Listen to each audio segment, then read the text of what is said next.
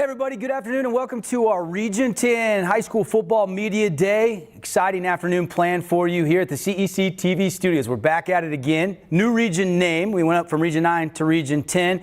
Still the same old region and some good football down here in southern Utah. Devin Dixon joined on the panel by Andy Griffin, Rustin Burnside, and Andy Thompson. We'll be asking the questions and the coaches are here and players will be visiting with us all day long. We've got Dixie, Cedar, Snow Canyon, Hurricane, Pineview, Desert Hills, and Crimson set to join us throughout the afternoon, all the way up until 6 o'clock. Let's not waste any more time. First joining us now, the Dixie Flyers and longtime head coach Blaine Munkers.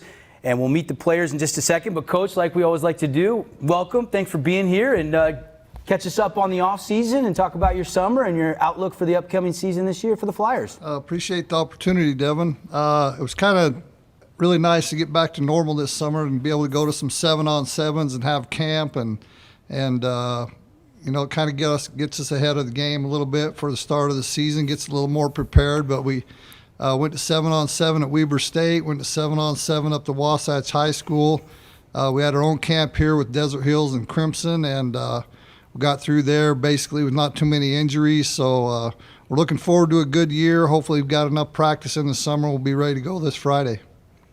I was reading something, Blaine.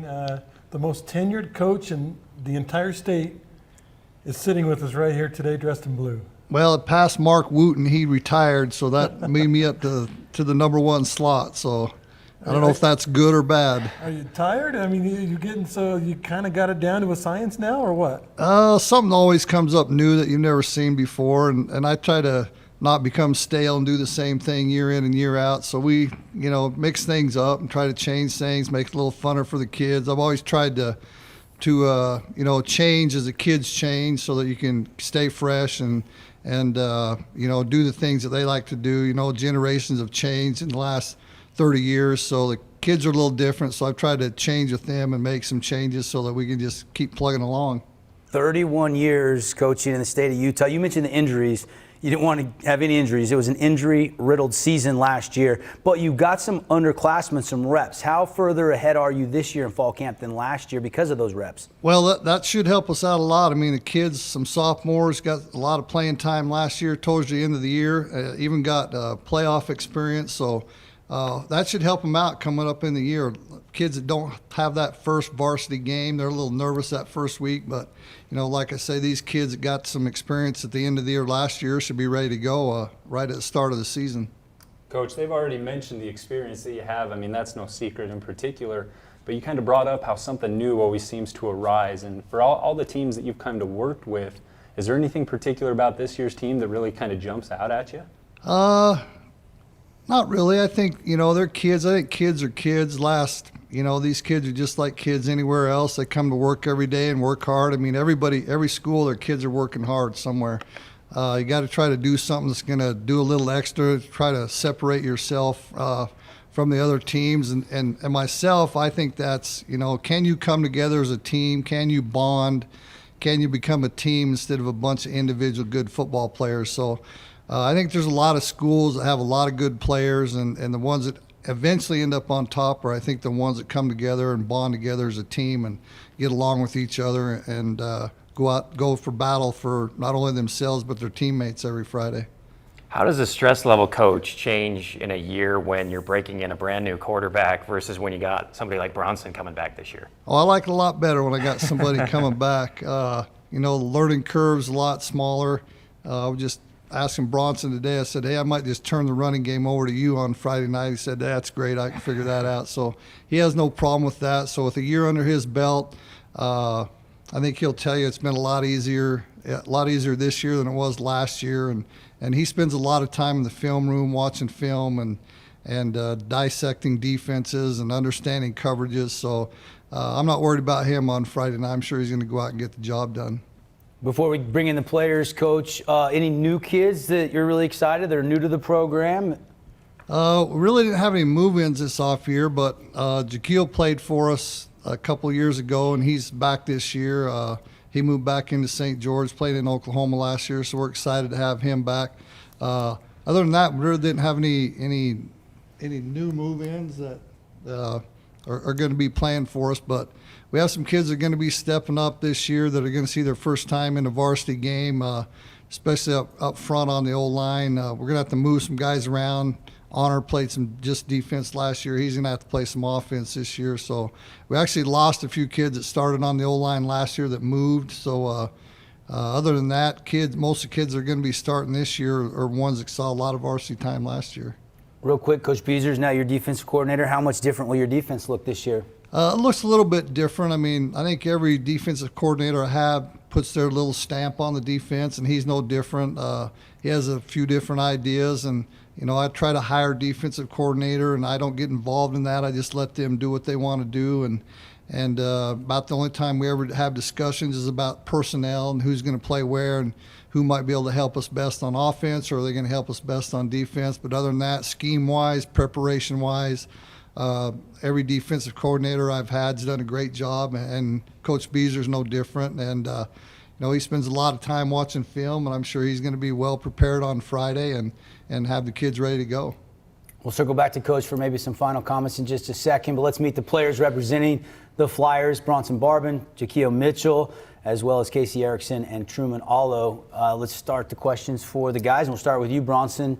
I thought, man, this basketball season, I really started to see your athleticism, especially late in the year. You were coming on, but since you've hung up, the basketball sneakers, what's it been like getting ready for your senior season as the signal caller of the Flyers? Yeah, I mean, we've just been doing a lot of work together, me and the receivers. We've been going out to the field and throwing 2-3 times a week, and just been going to a bunch of camps, just trying to get ready for the season.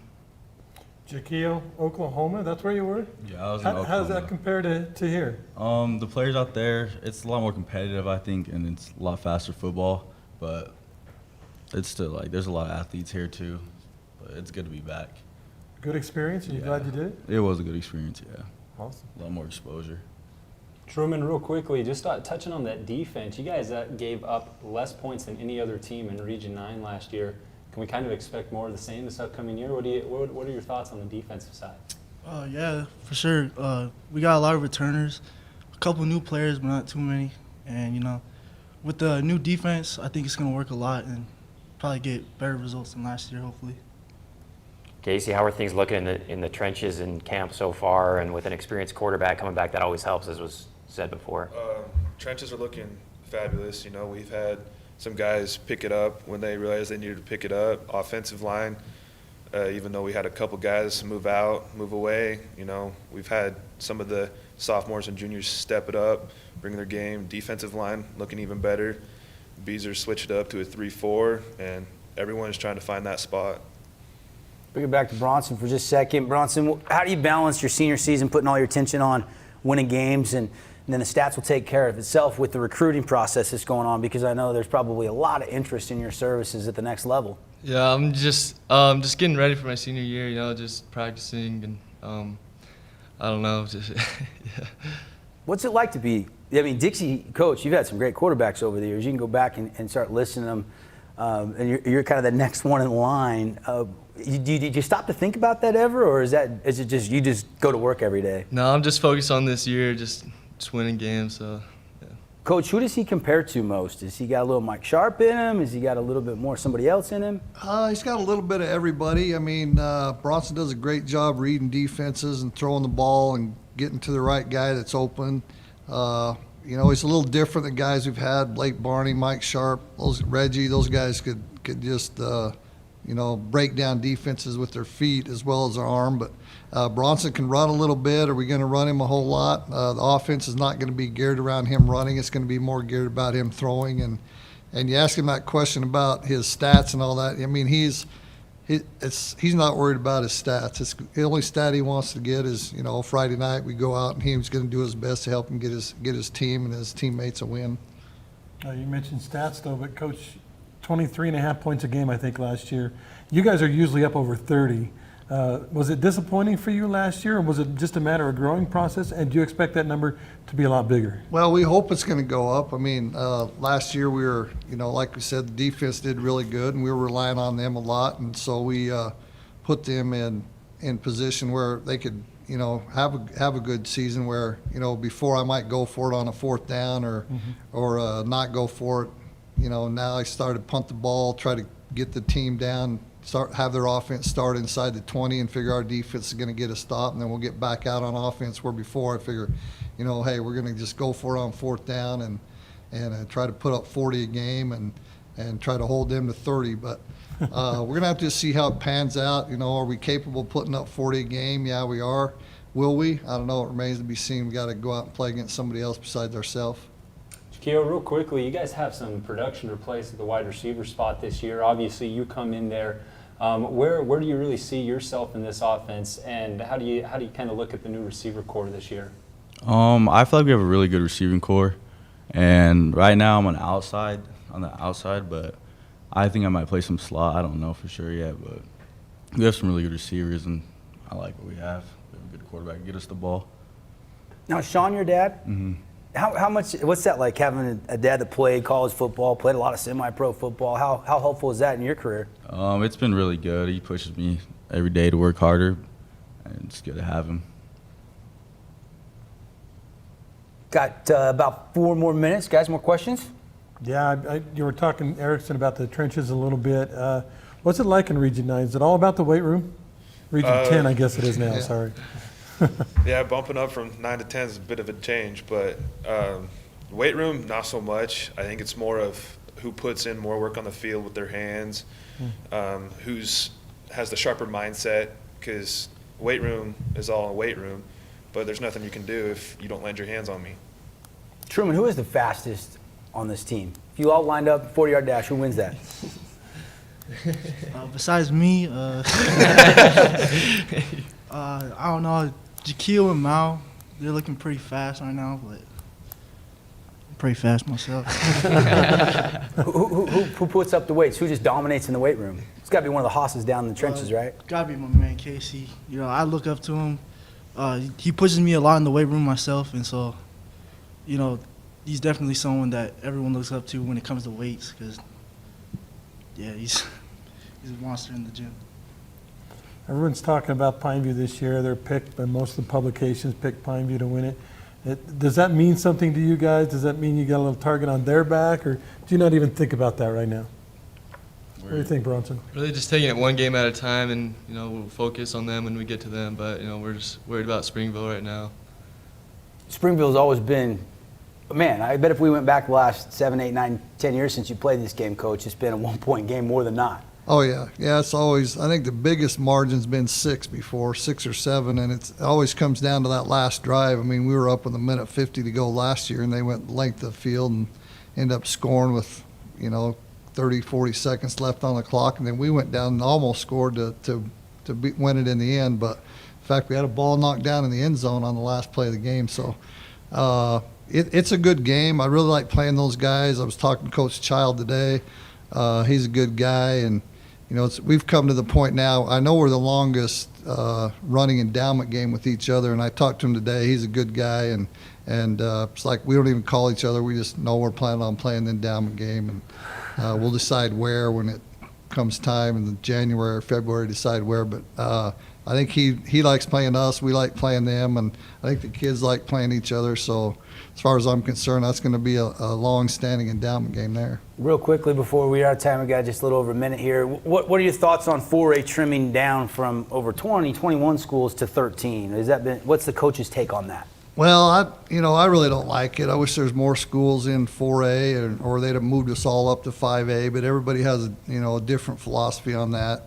And I just have to leave those to the people that can make those changes. Whatever they do, and then I just have to roll with it. So, I'm not in a position where I can have any influence or effect on that. So we do what we got to do, play in Region 10 and play with the 13 or 14 schools, however many there is, and just roll with it. Do I like it? No. Am I going to go with it? Yeah. Springville this Friday night for the Flyers, first game of the 2021 season. Should be fun. Bronson, Jaquil, Truman, Casey, thanks for coming in. Good luck on the field, and Coach, it's always a pleasure. All right. Thanks for having us on. Region 10 Media Day continues after a timeout. We'll come back. Cedar will join us. Appreciate our great sponsors bringing you our Media Day coverage today, which includes Holbrook Asphalt. Watch for the Big Score dessert all season long to get free dessert after the games at Yogurtland. Appreciate Ideal Home and Paint, Bucks Ace Hardware, and Johnson Pediatric Dentistry. Again, Flyers in the books. If you caught part of this or want to watch it again, you can go to sportsradio977.com. When we come back, the Cedar Reds are in the building. Stay with us. I take the road less traveled, run free, unwind, unravel, someplace outside with lots to do. Green trees, red rocks, and don't forget that blue sky. The sunshine shining, sunshine pouring on me. Think I might just stay a while. Say hooray all day because the sun is gonna shine on me. Sun is gonna shine on me. Sun's gonna shine on me.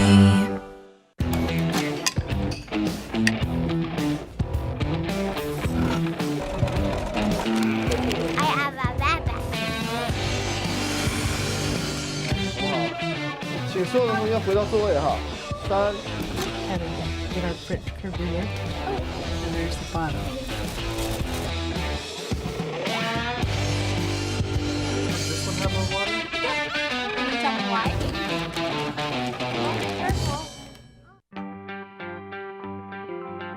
I take the road less traveled, run free, unwind, unravel, someplace outside with lots to do. Green trees, red rocks, and don't forget that blue sky. The sunshine shining, sunshine pouring on me. Think I might just stay a while. Say hooray all day because the sun is gonna shine on me. Sun is gonna shine on me. Sun's gonna shine on me.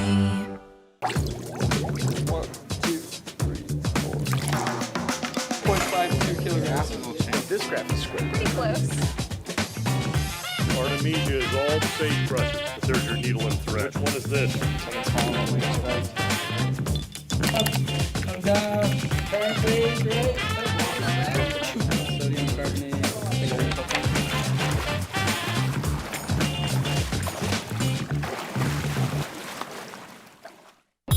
Radio Dixie 91.3. We don't play that. Nope, not that. A big fat no there. That's what we play. And stuff like that. On St. George's only alternative, Radio Dixie 91.3. Oh, and from 9 till midnight, we play this. I need a one dance. And this. Radio Dixie 91.3 FM. 1, 2, 3, 4. 0.52 kilograms. This graph is square. Pretty close. Artemisia is all the sage brushes, but there's your needle and thread. Which one is this? Come down. Turn, please. Great. Sodium carbonate.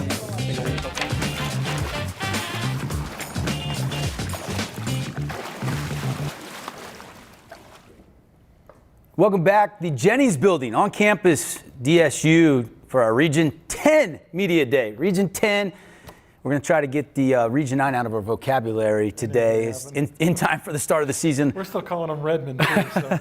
It's the Cedar Reds here with us next on set. Coach Bennett, welcome back, my friend. Good to see you. Good to see you guys. Good to be here. Let's we'll introduce the players in just a second, but I'd like to start with you and obviously bring us up to speed since last season. Give us an overall preview, some of the newcomers, any new coaches, and give us the outlook for the Reds this year. Yeah, we're excited to be back. I mean, it's amazing to see how quickly, 1 year goes. 1 year flies by, and it's kind of something we preach to the kids is you got to take advantage of every opportunity to get better, especially in the weight room and then outside of the weight room. But I like the team we got coming up. I think it's an unknown team that people look at our team last year, the group that we had, and I think, they lost a lot of kids. We lost a good senior class, but we've got a good one coming in, and we've got some good underclassmen that are ready to fill some spots. But I like the team we got coming. I keep telling people, and I don't think people believe me, but I think across the board, this is the most talented 11 that we've had on both sides of the ball. We've always had, talented kids, but I think we're as stacked and as talented at all 11 positions that we've ever been in this 7 years. I'm going into my 7th year. Obviously the experience part of it is going to play a little bit of a role. We don't have tons of experience, but I've never been sold on that either. I feel that's important, but These guys have worked hard. They've had a good off season, but I feel like, you know, and we'll find out that our top 11 on both sides of the ball is as good as we've had since I've been there. So, Are you trying to go one way, or are you trying to platoon? no, we'll still, you know, we have a little bit of different philosophy. If we have a kid that we feel like can help us on both sides of the ball, we'll do that. So again, we've probably got 4 or 5 guys that are going to end up playing 2 ways, and then we've got a little bit of depth with our younger underclassmen, and then we'll use those guys to rotate in when those guys need a break. So. Little split up in Cedar City. Canyon View now becomes a 3A school. You guys stick with Region 9/10 now, I guess. Yeah. How do you feel about that? Are your guys kind of disappointed? I know you did get them on your preseason schedule. Yeah, I mean, we play them, I think, the 3rd week. You know, it doesn't matter. I mean, it just fell where it was, you know, and we're a competitive team. I think we step on the field in this region, which, you know, ideally is one of the best regions, I think, in the state year in and year out. And so I'm glad we were able to stay in this region, because I feel like you just get more competitive games week in and week out. You don't have to deal with the travel. Our kids enjoying playing against these teams, and so we're looking forward to it. Something that wasn't talked enough about last year was probably how talented your defense was. I think you're nearly a top 5 defense in Utah 4A. I think you ended up 6th in particular. Kind of one of those underrated aspects. Is there any underrated thing that you've started to notice as you build up towards the preseason for this year's squad? To first address what you were saying, that's something that gets overlooked with our defense. We've got great defensive coaches. I feel comfortable where I'm at with our coaching staff. I feel like, you know, last year and this year, probably the best coaching staff. It's one of the best coaching staffs that we've had at Cedar since I've been there. And we've worked really hard to build a good staff, guys that care about the kids. And yeah, last year we had a lot of speed. And we do have some kids returning this year. I think on our back end is, like I said, I think is as fast as athletic as we've had even compared to last year. So we've got some depth. We haven't had a lot of depth in years past. It's just that depth doesn't have a lot of experience, but we're looking forward to see what we can do with us. So You lost 5 starters on offense, including your quarterback. And you guys scored almost 30 points a game last year. Yeah. Talk about the quarterback battle. Who's it coming down to? And have you named a starter to this point? We haven't named a starter. I mean, we feel like competition's good. Competition makes you better. And right now we've got 2 kids, Casey Crandall, who's here with us today, who also plays free safety for us. He was a starting free safety for us last year. And Colton Lunt, who's a sophomore. And we have those 2 battling it out each day. And one thing that we've noticed with the competition, and we try to promote this at every position, is if you can compete each day you come to practice, you're going to be better in the long run. And so we're making that a competition. We're having them compete every day, and we're starting to see results with both of them doing good things. So you guys focus a lot on defense, on containment. I mean, there's a lot of great athletes in this region. So a defensive philosophy, I know you care a lot about the defense as a head coach. Defensive philosophy for you? Yeah, one of the best things that we did 2 years ago is we moved from a 4-2 to a 3-3. And one of the reasons we did that is we felt like that's a defense that nobody in our region runs, you know, unless that's something that's different this year. But that's something, you know, teams in our region have to prepare for each week or when they see us. And that's a defense they haven't seen. And the thing that we like about that is we feel like we can get more athletes on the field that have great speed. It's a defense that brings a lot of blitzes. We mix our coverages up on that. And so it plays into more of the Region 10 teams that we see that throw the ball a lot. And so it's been good for us the last 2 years. I think it's put us in position to be one of the top 5 defenses in 4A. And I'm excited to see what we can do with it again this Friday. So we'll circle back to Coach Bennett. Cedar Reds with us here. But let's, Coach, I'll give you the honors. Why don't you introduce the guys that you selected to represent the Reds today? Okay. All right. So from my left to right, or right to left, we got Ben Ellis. Okay, we got Ryan Hill, Elliot Corser, Braxton Torres, can't see him down there, and Kason Crandall.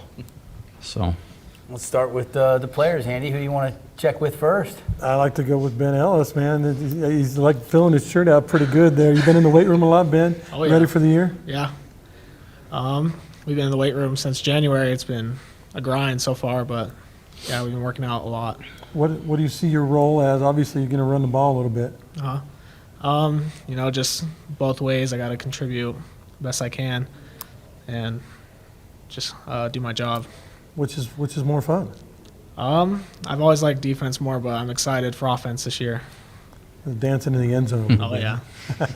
Ben Ellis does not avoid contact. When you're a linebacker and a running back, you're going to be a lot of contact. Oh yeah. Now let's go to the defensive side real quick with Ryan in particular. We talked about how underrated Cedars defense was last year. What's one of your favorite aspects? What do you look forward to and work on? Is it more pass rushing? Is it more coverage? Is it more what's kind of your forte? I think as a team we are very good at containing the outsides. I think blitzing is another key aspect that we're going to be very underrated with this year because we've got very good guys on the D-line and linebackers that can get to the quarterback. And pass coverage, I think we're going to be underrated in just all aspects.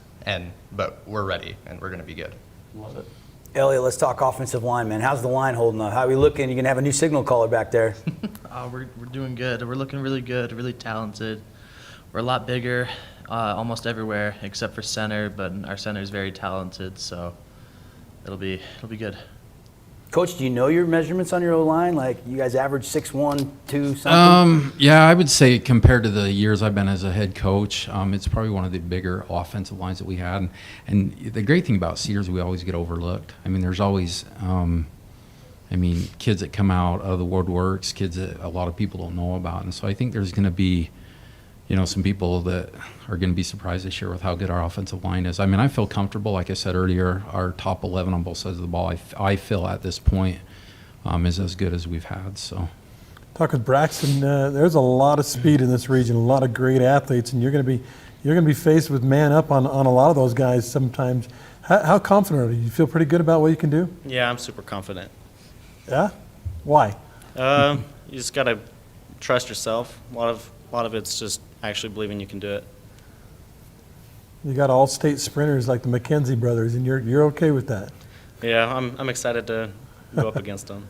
Awesome.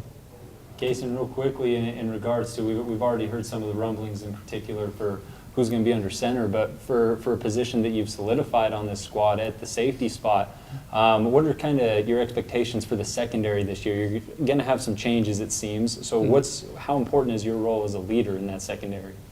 So we had like a lot of secondary starters leave, So we had a lot, like Colby White, Charlie Cook. So just trying to teach those guys like the coverages and help them trust that you and the guy next to them will do their job. So just trusting each other, and yeah. Casey, you played quarterback last year? JV a little bit. A little bit. Mm-hmm. But how's that battle going though? Are you having fun with it all? Coach said you guys are pushing each other. Oh yeah, we're pushing each other hard, and it's making both of us even better. So that come Friday, whoever's there, we're going to trust. You guys, athletic-wise, do you think you measure up with some of the best in the Region 9, especially guys Ryan and Braxton and Kason? Yeah, for sure. I think we have a lot of overlooked athleticism for sure.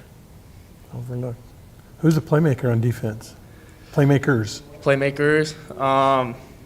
We have a few. We got DJ. We got Brax, of course. He had a lot of pick sixes last year. I had a few picks last year, and yeah, I'm just excited. Tel Hershey, Damian McGarvey. Ben, what's the vibe in Cedar with Candy View leaving the region? Is it even talked about around town, or is there some disappointment for fans, or what's that like from a player's perspective? It's kind of the same, No one really talks about it, but we're just excited to still be playing them this year and still have them on our schedule. Elliot, real quickly, we know that it feels like ever since I've been here, the past 5 years or so, Cedar's always had a really solid run game. Your approach on the O-line this year, are you planning for a lot more run blocking, a lot more pass protection? What are you kind of going through here in the preseason? It's a lot of both. It's pretty even, but we're prepared and we're doing really good on either run or pass. That depends on Coach Bennett, what he wants to do. Do you have a ratio, Coach, in mind? It really just depends on each week, kind of what our game plan is, where we feel like we can attack the different teams. We are going to be strong running the ball. I think a lot of people know, the last 2 years in Region 9, we've led the region in rushing, and so we pride ourselves on that. We feel like, we can throw the ball based off how well we're running the ball. We do feel like that's a strength of ours this year, regardless of whether Kason or Colden are back there. We are looking at putting Braxton back there with Ben in the two-back set. we feel like that could be a good duo back there. So. We've talked a lot about the offense and the defense. One thing we haven't talked about special teams. I feel like you guys always have that big punt return, that big kick return. You're always, that third phase is something you guys don't take lightly. How's the special teams looking? Special teams are looking good. I mean, we return our kicker, who was a first-team All-State kicker last year, Edgar Hernandez, and I would put him as maybe one of the best punters, if not kickers, in the whole state of Utah, 4A through 6A. So he's one definitely to keep an eye on. We've got Braxton back as a returner. I think he returned 3 or 4 touchdowns last year, and so he'll definitely provide a threat back there. But we do spend a lot of time in practice to focus on special teams. That's one of the first things we do every day in practice, to really put an emphasis on that. So, Braxton, is there anybody faster on the team? Maybe beat you in a 40-yard dash or no? Not on our team, no. Did you clock him, Coach? We haven't clocked him. I don't know if there's a clock fast enough. No, I'm just joking. So Braxton's definitely got an element of speed that matches up well in this region. That's why we like to play him on defense as well. And he's one that had, I think, 6 or 7 interceptions last year, and 3 returned for touchdowns. And so he's one of those that's a versatile player that we can play at many different positions. So, Coach, I'm looking at your schedule, and it looks like to me your first 5 games are away from home. Is that right? Yeah, our first 5 are on the road, and it's just kind of fell that way with Canada going in the other region, and then our preseason games we ended up playing at home last year. And so, I always joke with the kids on this, but I always feel like we play better on the road for some reason. I think I mentioned that last year, but we're excited for the challenge week in and week out. I mean, we've got a tough schedule. When we get to region, I feel like this region is going to be as good as it's been. So, with less teams, I'm probably going to ask all the coaches this. Your thoughts on the downsized 4A? Yeah, it's really out of our control. I wish they would have kept more teams in. It didn't make a lot of sense what they did with that middle region, especially where they're a little bit smaller schools than what we're dealing with down here and up north. But it's really out of our control. We just have to play, who we have on our schedule. So, Braxton, real quickly, I just want to ask you. You mentioned the special teams. We know that you do work offensively, defensively. How a lot of you guys play both ways in particular. How do you prep for that from like a mental standpoint, knowing that you have multiple responsibilities?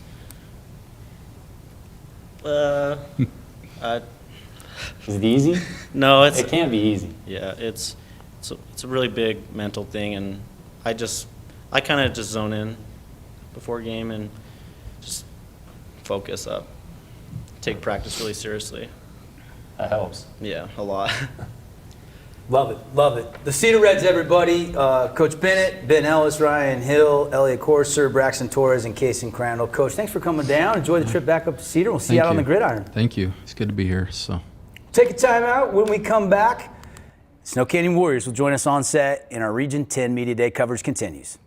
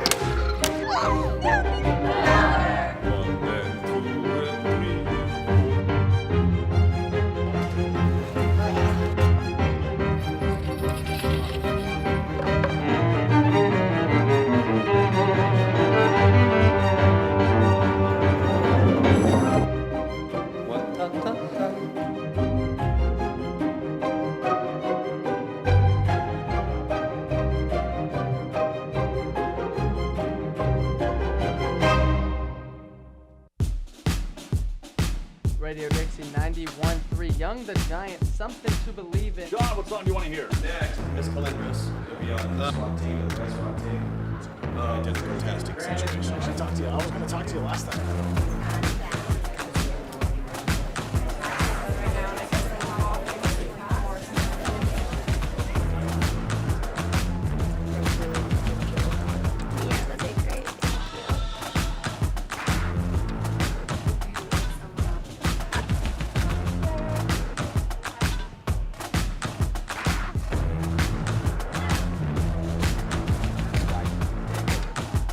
Be with us, they will be for a second.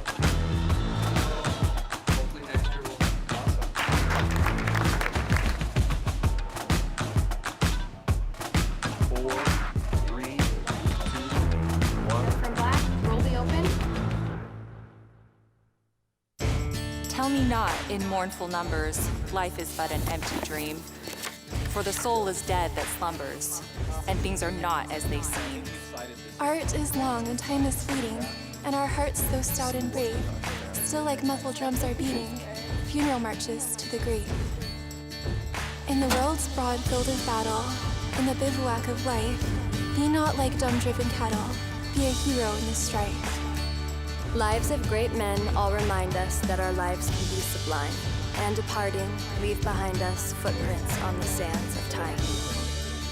Footprints that perhaps another, sailing over life's solemn main, a forlorn and shipwrecked brother, seeing, shall take heart again. Let us then be up and doing, with a heart for any fate. Still achieving, still pursuing, learn to labor and to wait.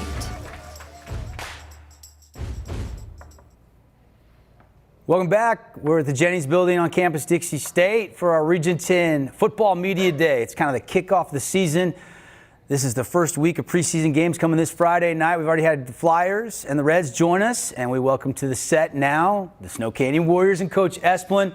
Joining Coach Esplin, we've got the players Jordan Wade, Logan Mendenhall, Fruity Alejo, Drake Kelly, and Braden Jones. Coach, let's start with you, though, and let's talk about the offseason and give us an overall update on how the summer went and a preview of this year's team, maybe some newcomers to watch and some key position battles that are playing out in fall camp. Yeah, thanks for having us. Good to be back. This summer's been much better than last summer because we got to get together and do some competitions and go to camp actually with some other teams, and it's been good.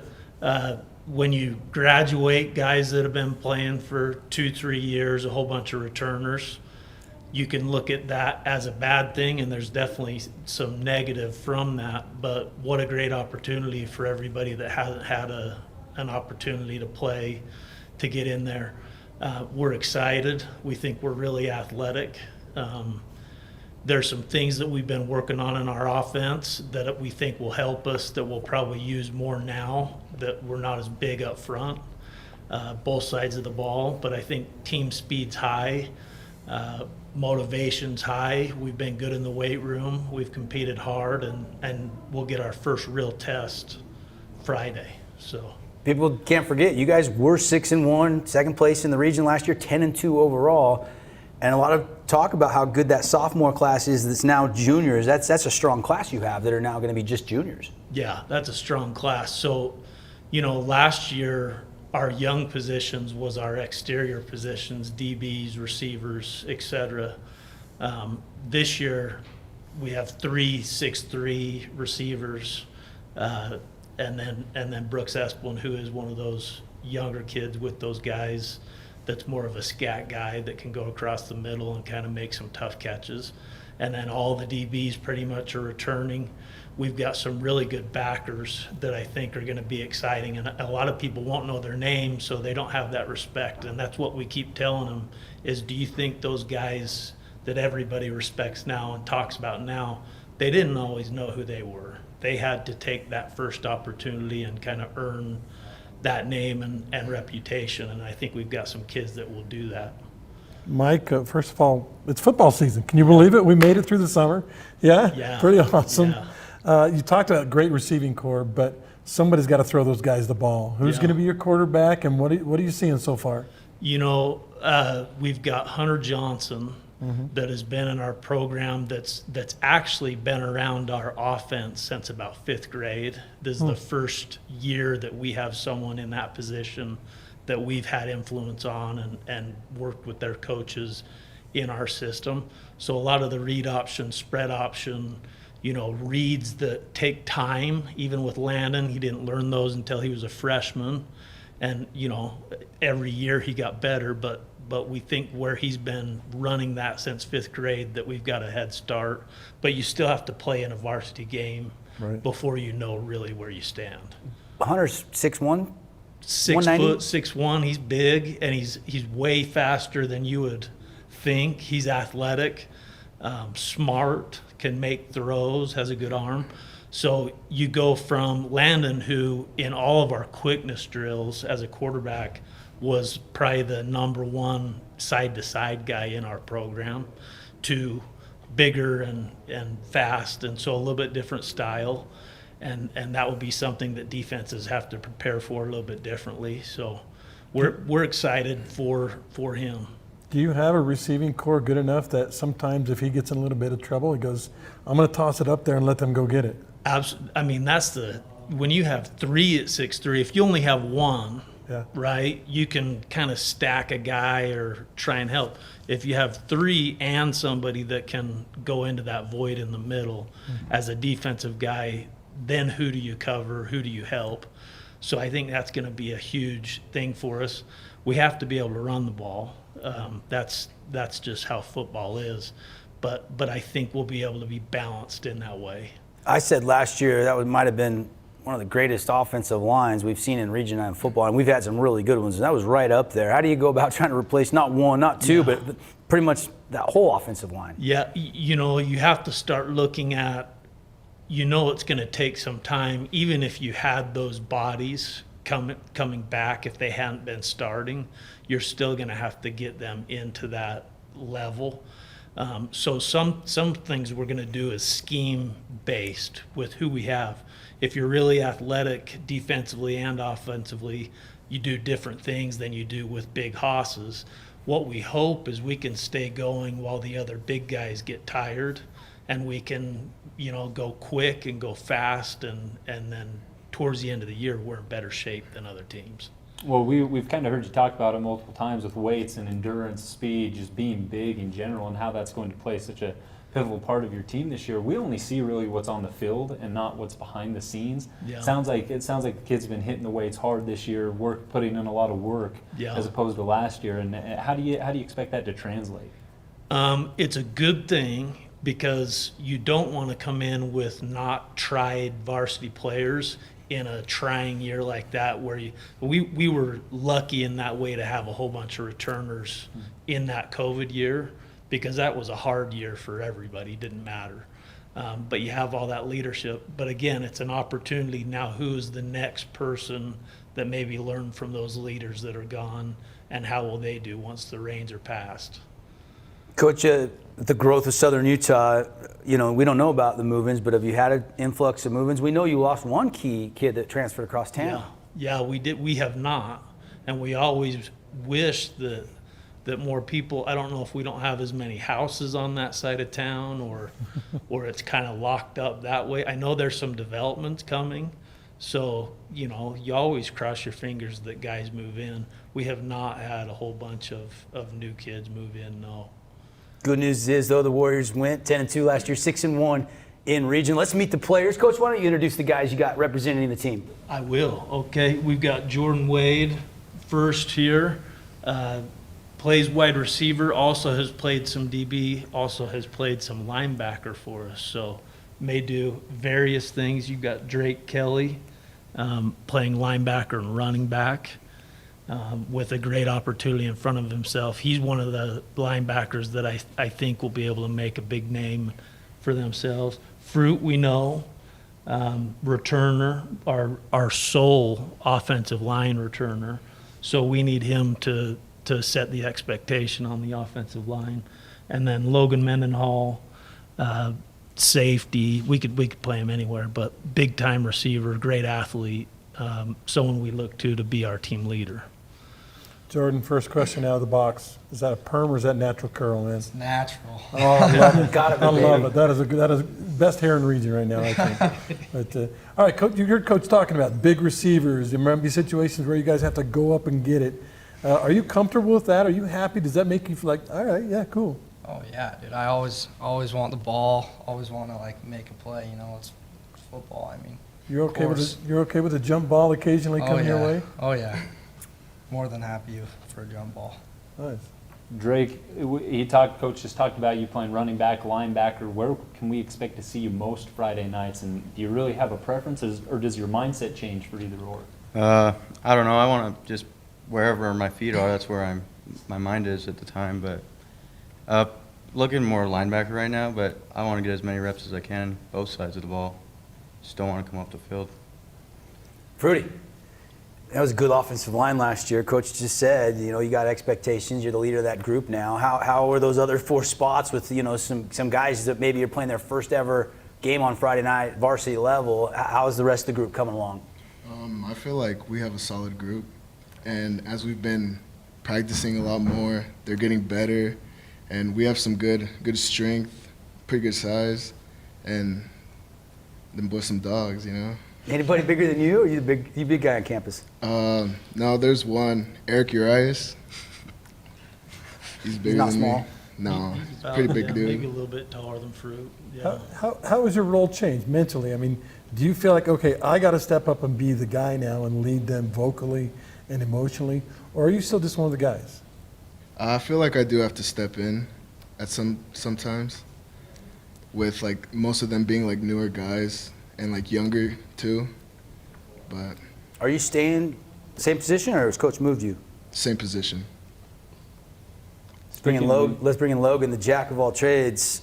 What's up over there, bud? How are you? Nothing much. I'm doing good. Where's the excitement level for the season? Really excited to play my last season.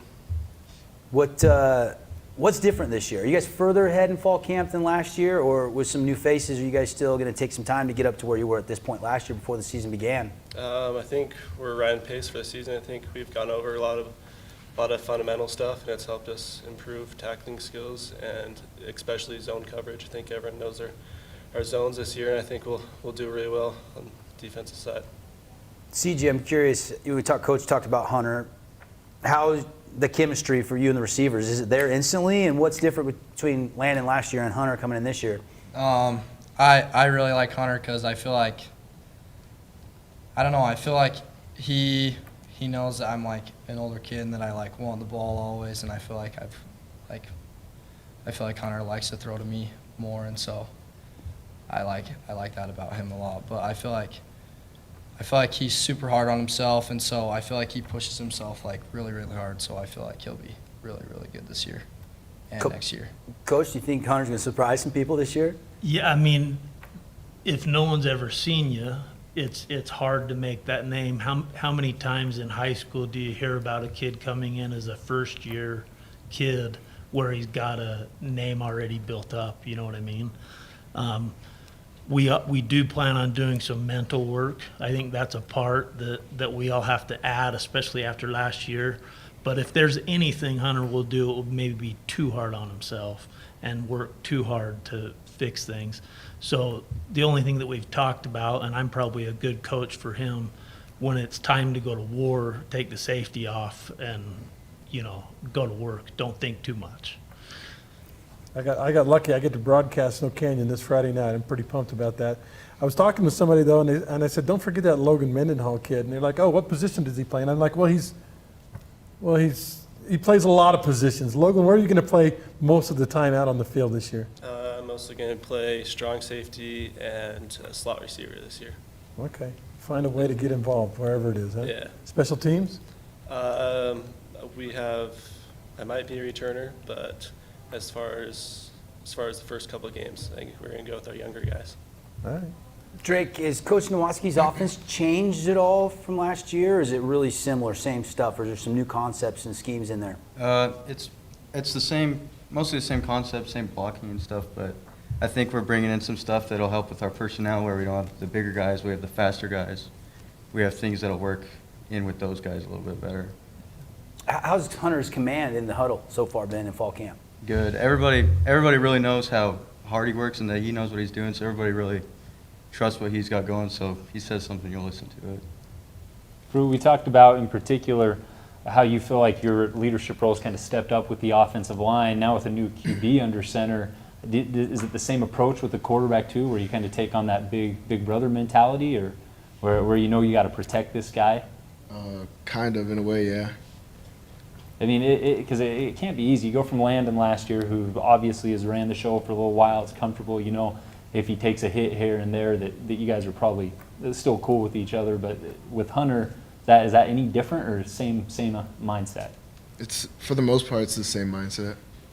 Gotta always just protect him and still my quarterback at the end of the day. Makes sense. Hanging out with the Snow Canyon Warriors, got about a minute and a half, guys.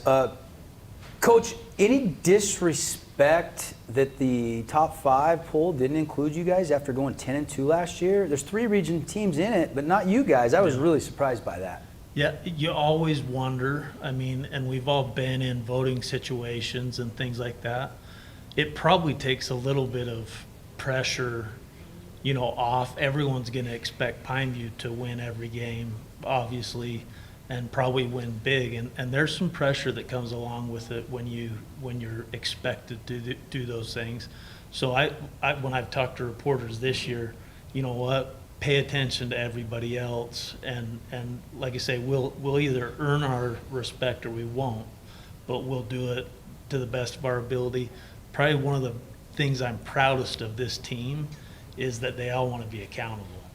I mean, Hunter, if he got sacked, he wouldn't be blaming his offensive line. He'd probably blame himself, and the offensive line would blame themselves. So there's some unselfish team players on this team. Love it. We'll end on that. The Unselfish Warriors will go to battle this Friday night. Cypress first up in non-region. Coach, thanks for coming in. Jordan, Drake, Fruity, Logan, have a great season. Thanks for stopping by. Thank you, guys. We'll take a break. We're not done, not even halfway. Getting close. The Hurricane Tigers will join us next on our Region 10 Media Day coverage.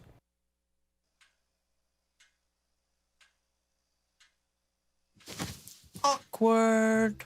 I'm the awkward silence. You try to avoid me, then there I am again. But an awkward silence can be a great thing. Like Kelly here is about to demonstrate. You haven't really been yourself lately. Are you okay? Find out how you can help a friend with their mental health at seizetheawkward.org.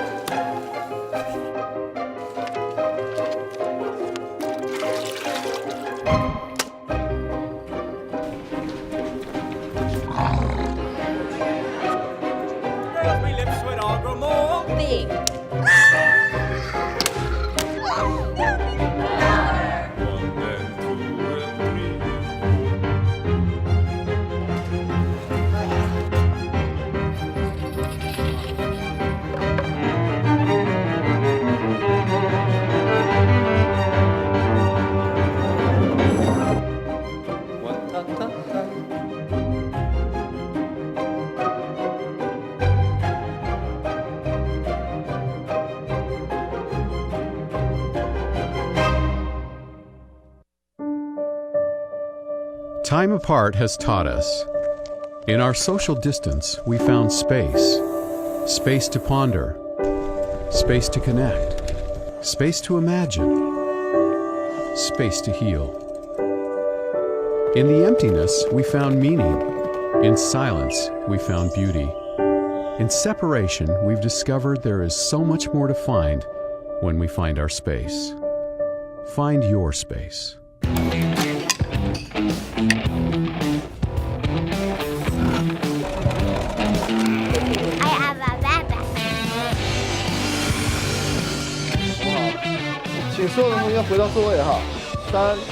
Heather, get our Brit career. Oh, and there's the bottom.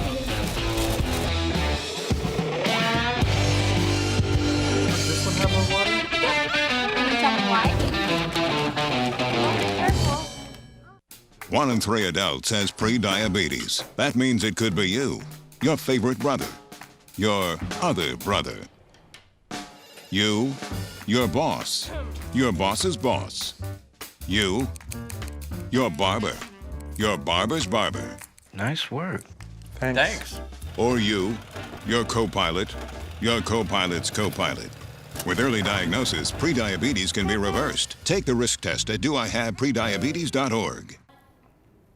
Welcome back to our Region 10 Football Media Day coverage. Jennings Building, home of the Trailblazers here, and thanks for watching on sportsradio977.com or CEC TV, or listening on 97.7 ESPN. Devin Dixon, Andy Griffin, Rustin Burnside, Andy Thompson with us as well, but he's coming in and out of the set. And we've got the Hurricane Tigers coming over from the east side, and we've moved the Tigers Den right here at Dixie State. We've got new coach with us here, Coach Aspie. Coach, welcome. First Thank media you. day. We're excited to have you. Yeah, I'm excited to be here. Thank you. We'll meet the players in just a second. But, Coach, tell us about getting the job, the excitement level, and how all that played out, and then give us an overall preview of the Tigers and talk about the offseason and the excitement for the season this year. Yeah, no, it's kind of been a whirlwind a little bit. So it's been great.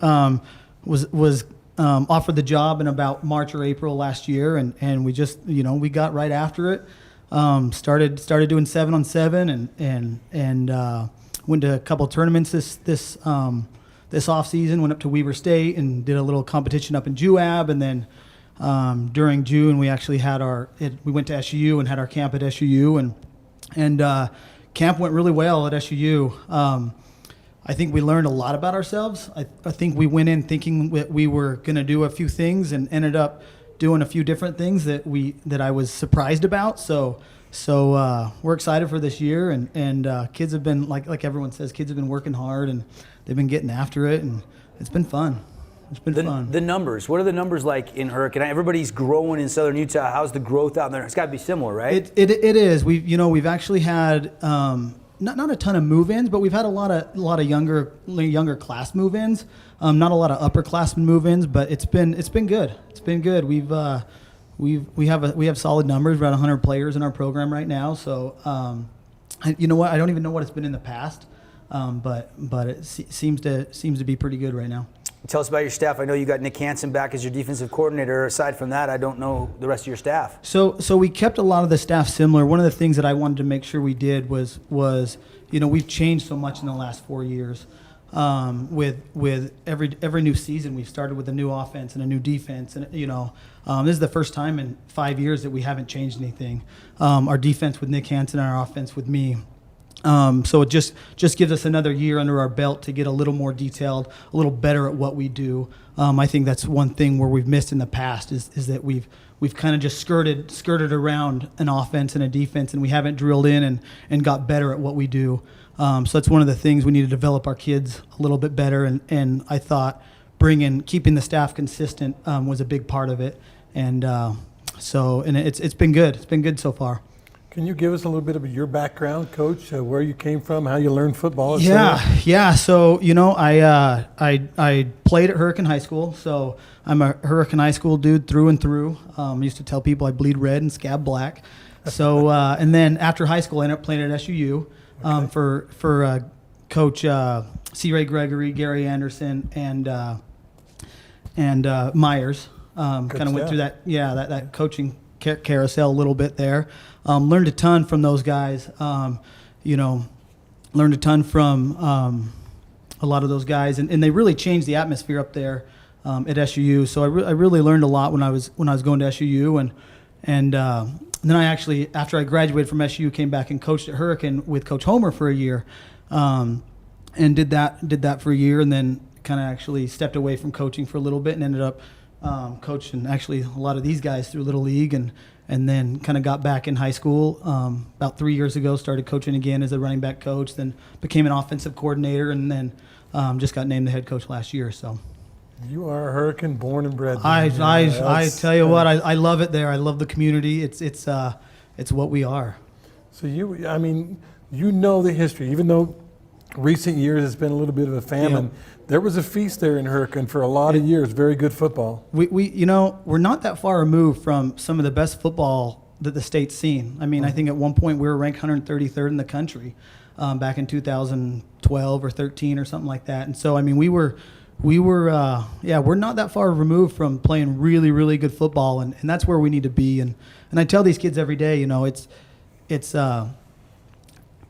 the little things in football make the difference. And even growing up in high school, we went from winning our first region game to being a second place team in region when I was growing up. So it's not, and it's the same players. That's what I tell these kids. You got to believe that you can do it, and it doesn't take that much. It's just a work ethic. Do you hate Juan Diego, though? I was out of school at that point. It was back when I was growing up, it was Bear River. Bear River was our Juan Diego back in the day. So As a first-year head coach, you kind of get to really set your mark and set the tone for the team. What are some of the ideas and impressions that you've really been hitting on? It sounds like one of those is stressing the small stuff and making about the small stuff. What's something else? It's, you know, we have what we call win our race. And number one, it's the R stands for relationships. And I'm a big community guy. I think, you know, Hurricane's got, you know, it's got this great aspect that we're a one-horse town. There's only one school and it's us. And so there's a lot of great things that come involved in that. And so I really stress relationships with the kids and you know, because at the end of the day, that's all we have with each other is we have our relationships. And these guys aren't going to do anything I say if they don't believe I love them. And so number one, relationships and attitude. We're gonna work every day, and you might as well come to work, and you might as well have a good attitude about it. So let's meet the players the coach loves. The first one I'll introduce, he better love. It's his son, Carter Ashby. Welcome, Carter. And then representing the rest of the Hurricane Tiger team, we've got Mahanrai Tunamapea, as well as Jake Barlow and Ashton Williams. And let's open up to questions for the players. I want you to say Mahanrai's last name again, though, if you can. Tonu Actually, Maipea. let's have Mahanrai say it, huh? Tonu Maipea. Nice. Tonu Maipea. That was close. That was pretty close, yeah. What's your nickname? I'm going to need that for the season. They call me Hanrai, or Mo for short. Mo. I like Mo. I can pronounce Mo. Big Mo. That's right. All right, Carter, I like to explore the relationship between a dad and his son when dad is the coach. Is it easy for you? Is he harder on you? How does that whole relationship work for you? It's a little weird sometimes. I love it because he's good for this program and he wants us to win and he knows football through and through, but the hard part is him being my dad. It makes it a little bit harder for some stuff, but it's going to be fun. Get home. Does your mom ever say, hey, you two, knock it off, no football during dinner? Oh, yeah, that's the only thing that happens in the house. Got a little brother who just runs around throwing the ball. It's through our family like crazy. So could your mom break down a defense too then? Is that? She's probably the smartest football mom out there, I'm not going to lie. That's awesome. That's awesome. Ashton, on the defensive side, you have a little bit more experience than some of your teammates right now. Being in that leadership position, what have you seen from the defensive side, and what are your expectations for this Hurricane D? I'm excited for the rest of our season. I know we have a lot of new people coming in, underclassmen, but this year we've seemed a lot faster than our past few years. Speed's good. Speed, yep. Speed's always good. What do you guys, I mean, obviously the last few years of Hurricane have been tough. We lost a lot of games, haven't won a lot of games. What do you see needs to happen as players, besides winning obviously, to break that culture, to get back to where Hurricane was just not that long ago? What do you guys see? Mo, what do you think? I guess we have to get together as a team. Mm-hmm. It's definitely a team sport. So I see our team, we have a lot of weapons, so I feel like we can definitely change that this year. Jake, let's bring you in. What's going on over there? Nothing much over here. So just hanging out? Just hanging out. I voted for you as one of the preseason players to watch for. I think I voted for you and, is it Ole? Nephi? Aloha. That's Aloha. another very easy name to pronounce. But talk to me about the defense, man. I mean, you're going to be flying around, and scheme-wise, what is Coach Nick up to out there? I'm loving his scheme right now because as a defensive end, he's given us more freedom this year, and we don't have to think so much, if you know what I mean. It's more of just get out there and play ball and kill it out on the field, you know. That's pretty much what he's told us. He called me a little while back, and it's exactly what he told me, is just get out there and play ball and don't think about it too hard. A lot of athletes on the field in Region 9, and you say you're not supposed to think about it, but you got to think up the matchup every week. What are some of the things that impress you, and some of the things that you think you can take advantage of? Things that impress me are I don't really know, but things I can take advantage of is if I can find a big guy and get around him and show the world that, you know, I can kick some butt out on the field, and it'll be freaking awesome for me. Thanks for making that PG rated, dude. The FCC likes Mr. Barlow. Yes, sir. What Jake won't actually tell you, he's probably one of the fastest guys on the team. That's what I've heard. Yeah, he's got some speed on that edge. So we're excited what Coach Hanson's done with our DNs. Hey, switching it to the offensive side real quick, Carter, you averaged nearly about 12 yards per completion last year. We know that you were more of a ground team last year in particular. Are you expecting the passing game to be elevated a little this year? 100%. We got probably one of the most talented receiving corps in Region 10 this year. We have Nephi and RJ Wright, Luke Wright's little brother, both like 6'4". They can move, they're athletic, they go up and get the ball. They're going to impress a lot of people this year. I've heard RJ's name circulating out there. You think he's poised for a big year? Oh, yeah. He goes up and gets the ball. It's crazy. He's had a very good summer. How big are you? I'm 5'5", 155. Smallest quarterback in Region 9. I don't have to check the stats on that one. Does it bother you that you're littler, or you can hide behind these big offensive linemen and just shoot out of there and go score a touchdown? Yeah, sometimes I think of it as an advantage, like running the ball and stuff, because the D-line, they can't see me back there hiding behind all these big dudes. And, I mean, honestly, passing, it doesn't really affect me. I see the field. So, I mean, to me, it doesn't really pose any other difficulties. Except it would be nice to be Barbin and be 6'4", but, I mean. Blame your mom and dad for that. Yeah. His dad may have had something to do with that a little bit. You can still see the field, though. You know, a lot of people, when Russell Wilson came out, they said he's too short. He does fine. He's, 5'11". You're even shorter than that. Do you get a little deeper drop? Do you have to move around to find throwing lanes sometimes? You just got to find windows. There's always going to be a window open. You just got to move around and find it. So, yeah. How much did getting reps last year at quarterback propel you into this season? Is your confidence level, where's it at now versus where it was last year? Last year was a super good learning experience, and now this year going in the season, I was a lot more confident in just playing quarterback instead of last year. It was kind of a little shaky, hiding behind the line, but this year I try to play a little bit more confident and show what I can do out there. Mo, I've been asking other linemen in particular kind of what their focus has been specifically going into the preseason and the offseason. You guys doing a lot of run blocking in particular, pass protection? Do we have any type of ratio here that you're kind of expecting? I'm expecting probably like 75% pass and the rest run. Nice. We have a solid O-line right now, so. There we go. Coach loves that. You just threw off everybody if the ratio's good. You don't know what to expect out of the Tigers offense this year. Well done, Mo. Coach, talk about these guys for a second you brought to represent the rest of the team. Are these your captains? So these are the captains. They were voted by the team. Carter, Mahan Wright, and Ashton were all voted by the team as team captains, and by quite a ways. So it was when I was deciding who to bring, because it was such an overwhelming vote, we decided to bring these guys, and they've just been amazing all off season. They've put their head down. They've worked. They've been quiet about everything, and including Jake as well. They've just been the perfect Hurricane Tiger. I mean, they're tough. They're in the weight room. You know, they're getting stronger every day. They're being good people, helping their community out. So I mean, they've been. I've got nothing but good things to say about these guys, and I was proud of the team when it's always good as a head coach when your team picks the best dudes on the team as well. Right. And so these guys are going to be great leaders. So I was really excited when I saw these three names pop up on the list. So. Real quickly, we got about 30 seconds, Coach. Your thoughts on your preseason? You got Richfield, American Leadership, and Timpanogos, I believe.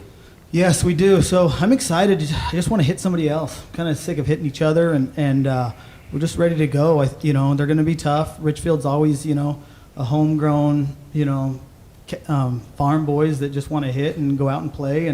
And we haven't played at ALA yet. I'm sure they'll be good. And we just gotta do our thing and do what we can do and control what we can control and go out and play.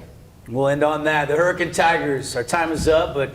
Coach, great to have you for the first time in Media Day. Guys, best of luck out on the field. Thank you. Thank you. We'll take a timeout. When we come back, the Pineview Panthers will be up next in our Region 10 Media Day coverage. Hey guys, how are you today? Good. I'm here to talk about how with technology you can make amazing worlds. Come with me. My team and I bring the Halo world to life. Is that you? That is me. I wasn't a math genius, and I knew nothing about coding. But you guys do. You guys have the power to change things. I want your job. I want you to have my job.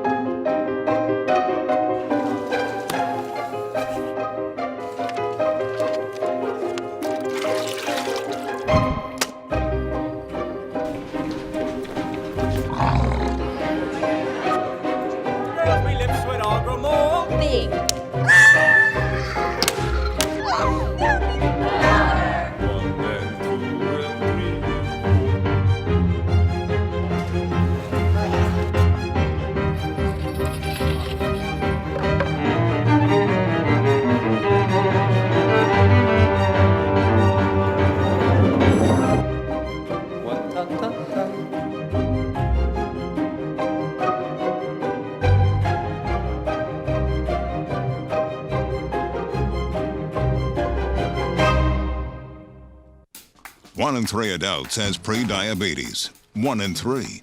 That means it could be you, your favorite brother, your other brother, you, your football buddy, your football buddy, you, the boss's boss. If 1 in 3 adults has pre-diabetes, that means it could be you, your barber, your barber's barber. Nice work. Thanks. You, your plumber, Breathe right into your foot. your plumber's masseuse. Yes. You, your dog walker, On your left. your cat jogger. Or you, your co-pilot, your co-pilot's co-pilot. While 1 in 3 adults has prediabetes, with early diagnosis, prediabetes can be reversed. Take the risk test at doihaveprediabetes.org to know where you stand.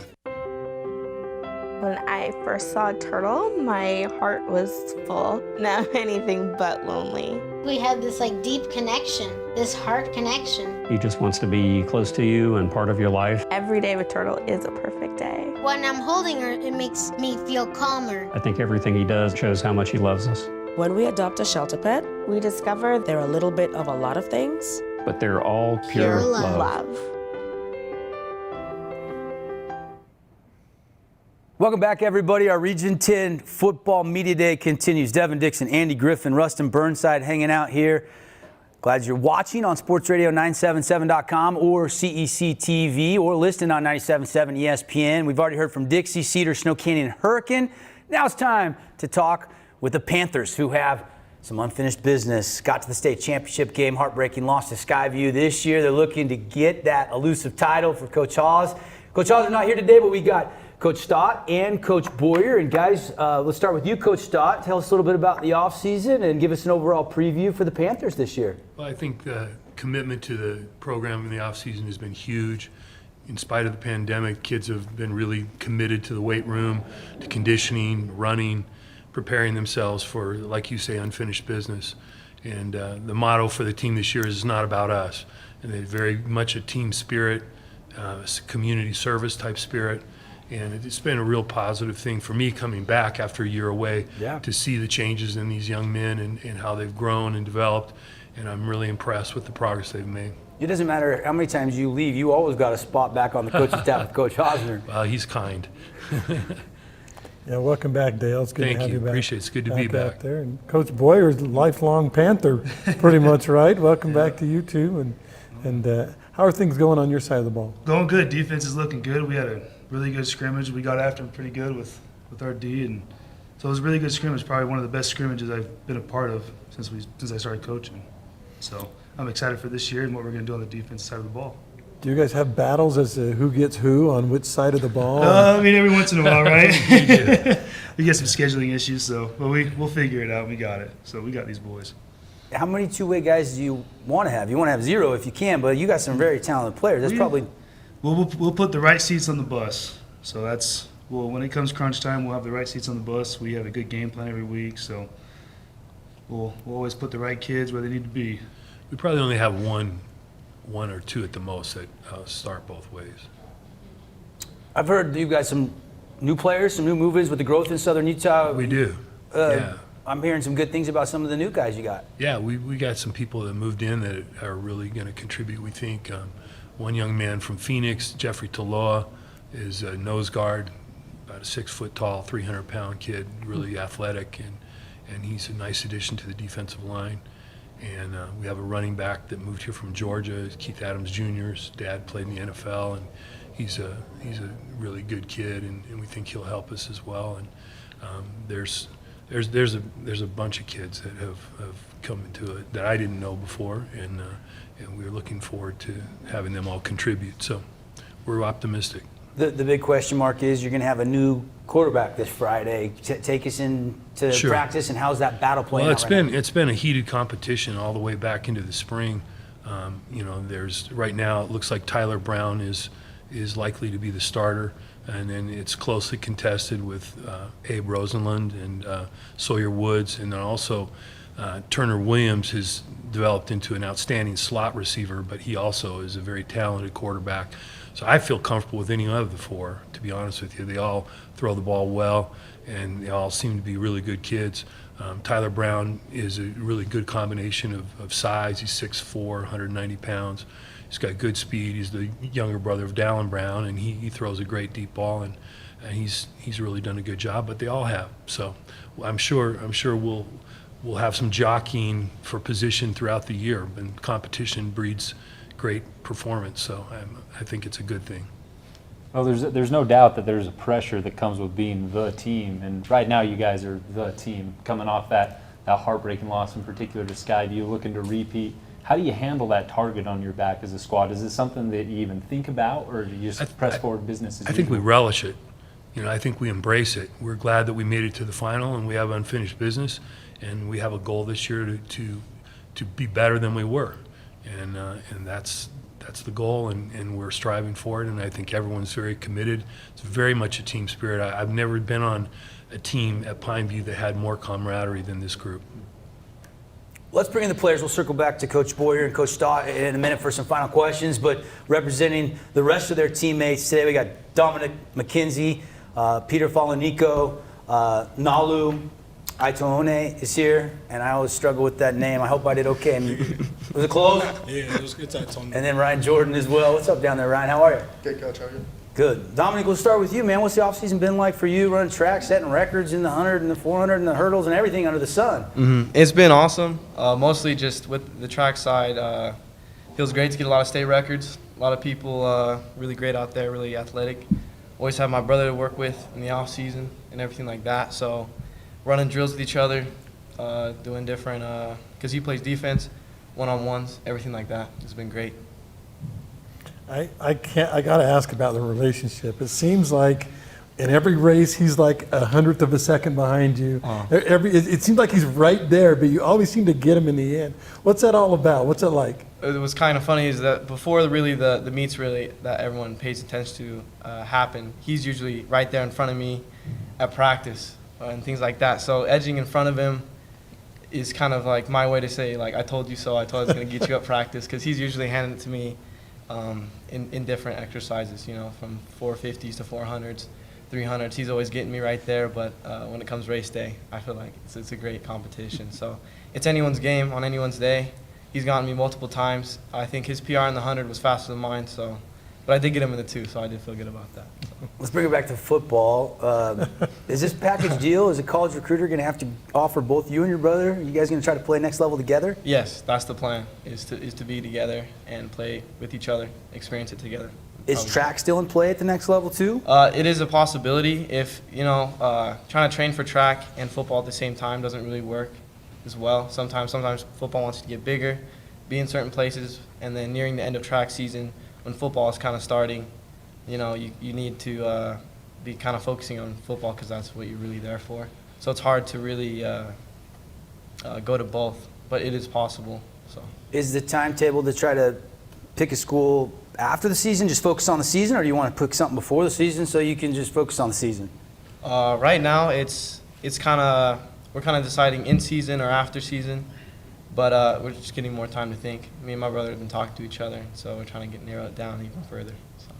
Mom and dad have a preference? Definitely. Well, they don't pressure me because they're both alumni. They don't pressure for BYU or anything like that. They say wherever we go is the right place, so they're supportive of anywhere. So it's great. Dominic, Coach was talking about a new quarterback. How do you size up all 3 or 4 of the quarterbacks so far in fall camp? How's the chemistry? It's really competitive and everything like that. Every day they're just going at it. Like Coach said, though, Tyler will probably be starting when it comes game day. But right there, if anything happens, the next quarterback's ready to step up. So. Is it going to be like last year, you offense, Marcus defense? You both can be playing both? We'll be playing both ways. Marcus has been implemented more into the offense, and I've definitely been more in the defense. Right. I want to talk to Peter a little bit. Peter, committed to BYU. That's a big deal for this size of school that you're in. How hard was the decision, and are you glad it's over with? It wasn't that hard. Once I talked to my family about it, it got easier, and they all supported me when I committed over there, so I feel good. Feel good right now that I'm committed over there. Like your team, now you're going to have a target on your back. Oh, that's the guy that's going to BYU. So are you okay with that? Yeah, I'm totally okay with that. They just better be ready because I'm coming for them too. Nice. I was going to ask, no secret, Pine View had one of the best offenses in all of Utah last year, and you guys in the trenches were a major part of that. How do you bring that same intensity? Seems like you're already bringing it. Oh yeah, we're gonna bring our O-line. We're ready. We're gonna put everyone to the ground. I'm telling you that. No, what's camp been like for you? And is the Panthers further ahead in fall camp this year compared to last year? Yeah, this year everybody's bringing their all, and we learned a lot quicker and a lot better this year because everybody is, putting in the extra work, even in the weight room. Everybody's lifting hard and just keeping each other accountable and just pushing each other, making sure there's no shortcuts to greatness. So we're just pushing each other to the best that we can be. Dominic, I'm looking at these 3. I'm looking at Ryan, Peter, Nalu. Who would win an arm wrestling battle? I mean, that's probably Peter. Yeah, you got such a big hand. Ryan, could you hang in an arm wrestling with these 2 guys? You ever seen his hands? I could hang, but I don't know about with those hands. Ryan, what's it been like for you? I mean, you came in with the growth of Southern Utah moves here last year. We didn't know anything about you, and boom, you were a star in the making. Now you're back for your senior season, man. Where's the excitement level for you? It's way up. I'm excited. I'm here to play with a chip on my shoulder. I know the rest of my team is too, and I want to get behind my team and come back and have a great season. What's the difference between football, where you came from, I think California, right? Yeah. To Southern Utah, man? I mean, do people sleep on Utah football? Honestly, maybe a little bit. The competition's the same. There's a lot more kids in California. Obviously, it's a bigger area, more populated, but Utah football is as competitive as it gets. Go back to November, Skyview. I know you want to purge that game from your brain forever, and the only way you can do that is to do something better this year. Do you think about that much? All the time. Yeah. It's nothing I push to the side, and it's something I'm embracing because it pushes me harder. And it happened, and I'm not going to let it affect me. Got to embrace the past and move on. What's your role going to be this year primarily? Are you linebacker mostly, or running back, or both? I'm hoping to make a contribution on both sides of the ball as much as I can, be on the field as much as possible, and just make sure everyone knows my name. Nice. Yes, sir. That's a dang good answer, by the way, Ryan. Well done. Thank you. In regards to the linebacker spot, Nalu, we're looking at the linebacker core is pretty much staying the same from last year. Is that correct? I mean, you have a lot of continuity coming over? Yeah, it's pretty much like last year, but we just lost one of our outside backers, which was Enoch Takao. He was a really good athlete. But our linebacker core this year, we're going to come hard, and then we're just going to be stronger than we were last year. Everybody's coming ready to play and, just win it all. Back to you, Dominic, just for a second, man.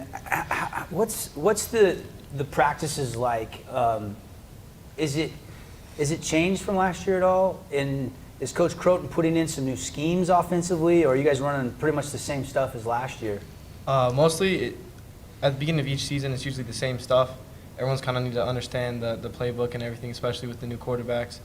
But mostly there's a higher standard. We're all older now. We all know kind of what needs to be done, what things are expected of us this season. So the biggest thing really, the biggest change is that there's just a higher standard. There's a bigger standard for the offense this year, that we need to get things done, be efficient, and on every play, get down the field, and that's pretty much it. Are any of you guys tight with the Becker boys? Yeah. We haven't seen them here today. Yeah, what do we expect out of those guys? Because they always seem to surprise you. The Beckers mostly, those guys got sticky hands. They play baseball. Yeah. And, like we got that twin connection. Me and Marks are twins. Those two are twins. We've known each other for a while, and they're just very athletic. Both backer and safety, and both of them on defense are just shut down. And also Ian can come over the slot receiver, and he runs great routes. So. Well, we got a microphone on. You want to give us like a top 5 recruiting list of schools you're thinking about or considering, or is that going to have to come another day? The attention should be mostly on our team. I don't like to stand out too much. I feel like we need to focus more on what we can do as a team. It shouldn't be very individualized. So probably later. I think you just topped Ryan's answer. Well done. Way to dodge that question, my man. Yeah. You're a pro's pro. Let's bring it back to coaches for just a second. Coach, great group of guys you obviously got representing the rest of the team. Tremendous young men, and there's many more like them as well. So, I feel bad not mentioning more because there's really a lot of really good players. We'll do it on the radio every Friday night. Absolutely. Appreciate you covering for us. Final question, guys, for anybody else? Just real quickly on the defensive side of things, I believe in the postseason, your first 3 postseason games, I think you gave up a combined 24 points, all 3 of those games together. The defense was a crucial part of your success last year. Can we expect the same on the defensive side this year? Just up in your face, aggressive, ball hawking? Oh yeah, with like you guys had mentioned, we're bringing back most of our defense, and it's pretty much the same group. And with that, we can start implementing new things a little bit quicker because these guys can pick it up a lot quicker with it. So, yeah, we're still going to be coming at you. We got some different blitz schemes we've drawn up, some different fronts that we're going to be throwing in to kind of give us some mix-up. So, yeah, we're still going to be blitzing and getting in your face. That's just what Pineview is. We're hard workers, and we don't back down from anybody. So, We'll end on that. Panthers aren't backing down from anybody. Probably got the bullseye on their back. Guys, best of luck on the field. Thanks for coming and joining us today. Thank you. Appreciate it. Not done yet. That was the Pineview Panthers. When we come back, the Desert Hills Thunder will join us as our Region 10 Media Day coverage continues. Stay with us. Spending time outdoors has never felt more valuable. Whether it's exploring nature or relaxing in your yard, let's do it responsibly. Before going out, check for closures and fire restrictions. Practice social distancing, even when outside and on the trail. Back at home, if burning yard debris, keep your pile small. And no matter where you are, be sure to properly extinguish any outdoor fire. Drown, stir, drown, feel. We're all in this together. Help keep our safe places safe. Tell me not in mournful numbers, life is but an empty dream. For the soul is dead that slumbers, and things are not as they seem. Art is long and time is fleeting, and our hearts though stout and brave, still like muffled drums are beating, funeral marches to the grave. In the world's broad field of battle, in the bivouac of life, be not like dumb-driven cattle, be a hero in the strife.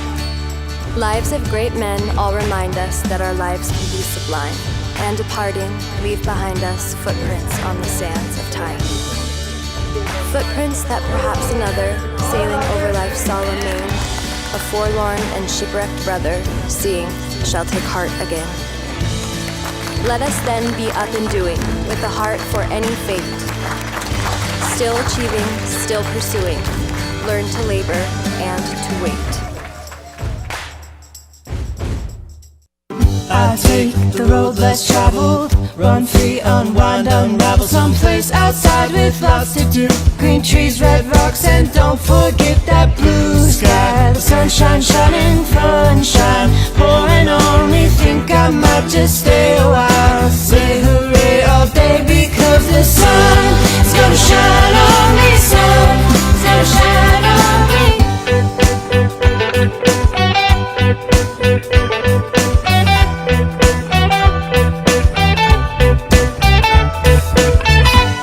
So if you're looking for me then, you better look down where there's tall palm trees and shopping sprees.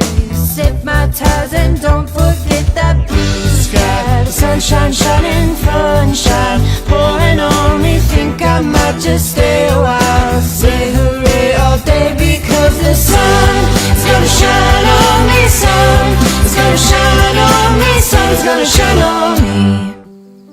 Hey, Dad. I need your help asking Jessica to prom. Of course. Love is like the ocean. You have to tread the Oh, waters. Dad. That's not the kind of help I needed. Hey, Jessica. Will you go to prom with me? Yes. You don't have to be perfect to be a perfect parent. Thousands of teens in foster care can't wait to share their first with you. Welcome back. Jennings Building on campus, Dixie State University. Region 10 Football Media Day coverage, and we're cruising through our afternoon, having a lot of fun here. Devin Dixon, Andy Griffin, Rustin Burnside hanging out, and now the Desert Hills Thunder joining us. Just a reminder, if you missed any of your favorite team that they've already been on set with us, you can just go to the website, sportsradio977.com, and you can watch it a little bit later on tonight. But let's get right to it. Desert Hills Thunder and first-year head coach, but not a new head coach, just a new coach at Desert Hills, Coach Rick Barry. We'll meet the players in just a second, but Coach, welcome to our media day. And we've had you here before as a D coordinator, but your first time as a head coach. It is. I appreciate it. Thanks for the invite. We're happy to be here. Take us through just quickly the backstory on becoming the Thunder head coach in the offseason. Well, like you mentioned, I've been over with Blaine for quite a few years at Dixie, and there are circumstances with work and different things of we really didn't want to relocate and move, and we had an opportunity to stay here. And so the position came open, and we said, you know what, great kids. I will give them credit there that I wanted to make sure that we stayed, and I went over and applied for the job, and fortunately for me, I was able to be awarded that, and I'm just happy to be with these kids.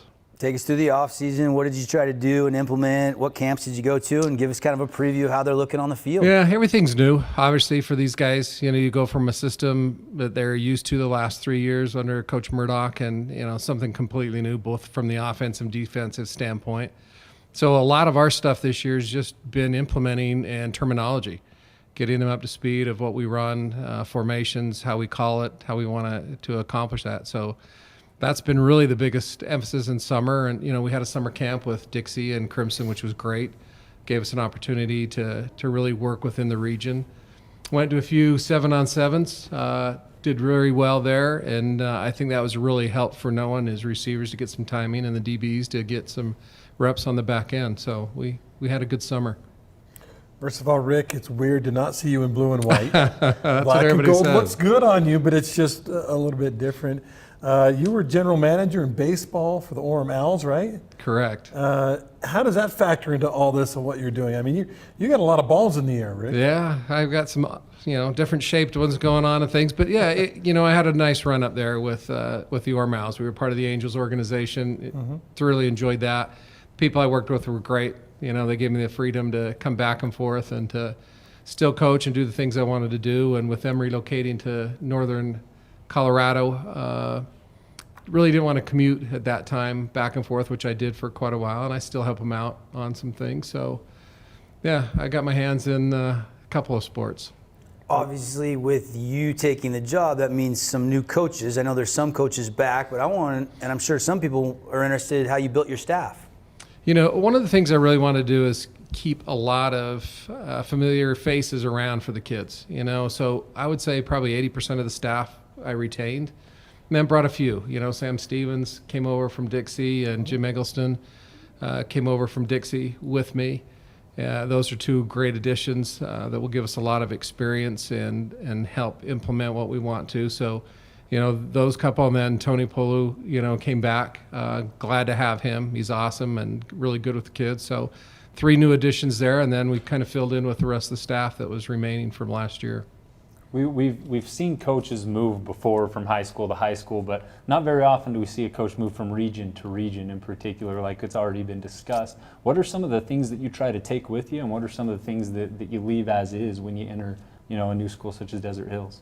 Well, one of the things I really want to do is not really start from scratch. I think Coach Murdoch did a great job in setting the table, and he followed obviously some good coaches with Carl Franke and those who have followed ahead of time. So we just want to build on what they were doing. it's kind of nice within the region because I'm familiar with everything. It's not a starting and learning curve. Being in this region for several years, obviously great coaches, good programs. I say this every time we talk about, Region 10 now football is top to bottom. It's tough. Every night it's a dogfight and you better be ready.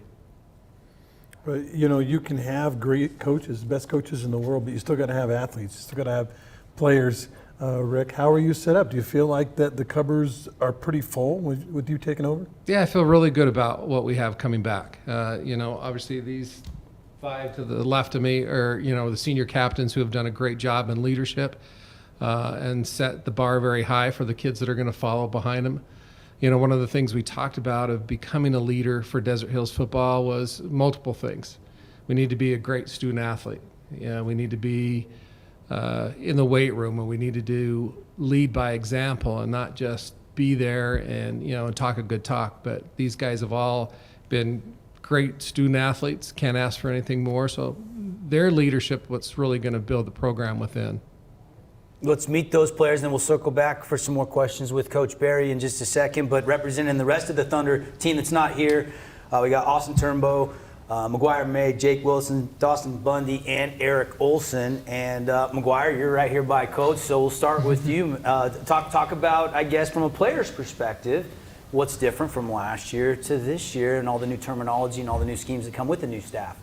Yeah, no, it's been a great year so far, going through summer camp and everything. I feel like not much has changed, like the whole scheme of things. It's pretty much been the same, so it's kind of nice to still have that chemistry with everyone coming back this year, especially all the returning seniors that are coming back. And just with Coach Barry, he's done a great job with pushing us even harder this year to get us more motivated and get us in the right direction for the season. Jake, talk about playing linebacker in this region. What does that mean? I mean, obviously we know what a linebacker is, but what does it mean to be a linebacker in Region 9? Specifically in Region 10. No. 10, sorry. I knew I was going to do that. Yeah. I think being able to play a pass game, also with being able to read a run game, is really vital in this region because you have so many teams with so many athletes that are spread across the whole field, and you just got to be able to be an athlete back there and be fast and also strong with it. How competitive is, you got Cy coming back for his senior year, you got Lincoln maybe backer, is Tyden playing a little backer as well? I mean, that's got to be a good core and pretty competitive in practices. Yeah, the practices are super high energy from just the linebacker's point and from the whole defensive and offensive side, but with us three, me, Lincoln, Cy, and Tyden going back at safety right now, it's just a intense, hard-hitting practice. And it's also fun to just be a senior watching, all the kids learn and just see a shift in motivation and just more of a positive stigma on the team just from the linebacker spot, just being able to see that. Coach, are you playing Jake both sides, or are you trying to just let him play backer and find somebody else to tote the rock? We'll find out on Friday nights. We're not quite sure. We want to divulge that yet. Dawson, real quickly, we know that Region 10 has a plethora of talented running backs this year, and down there in the trenches for Desert Hills, the D-lines always seem to be a strength this year. How do you feel things are looking, and you guys ready to stop the run? Yeah, I mean, we got a lot of returning studs. We got a lot of speed, a lot of strength. We've been grinding in the weight room a lot, so I think our defensive line is going to surprise a lot of people this year.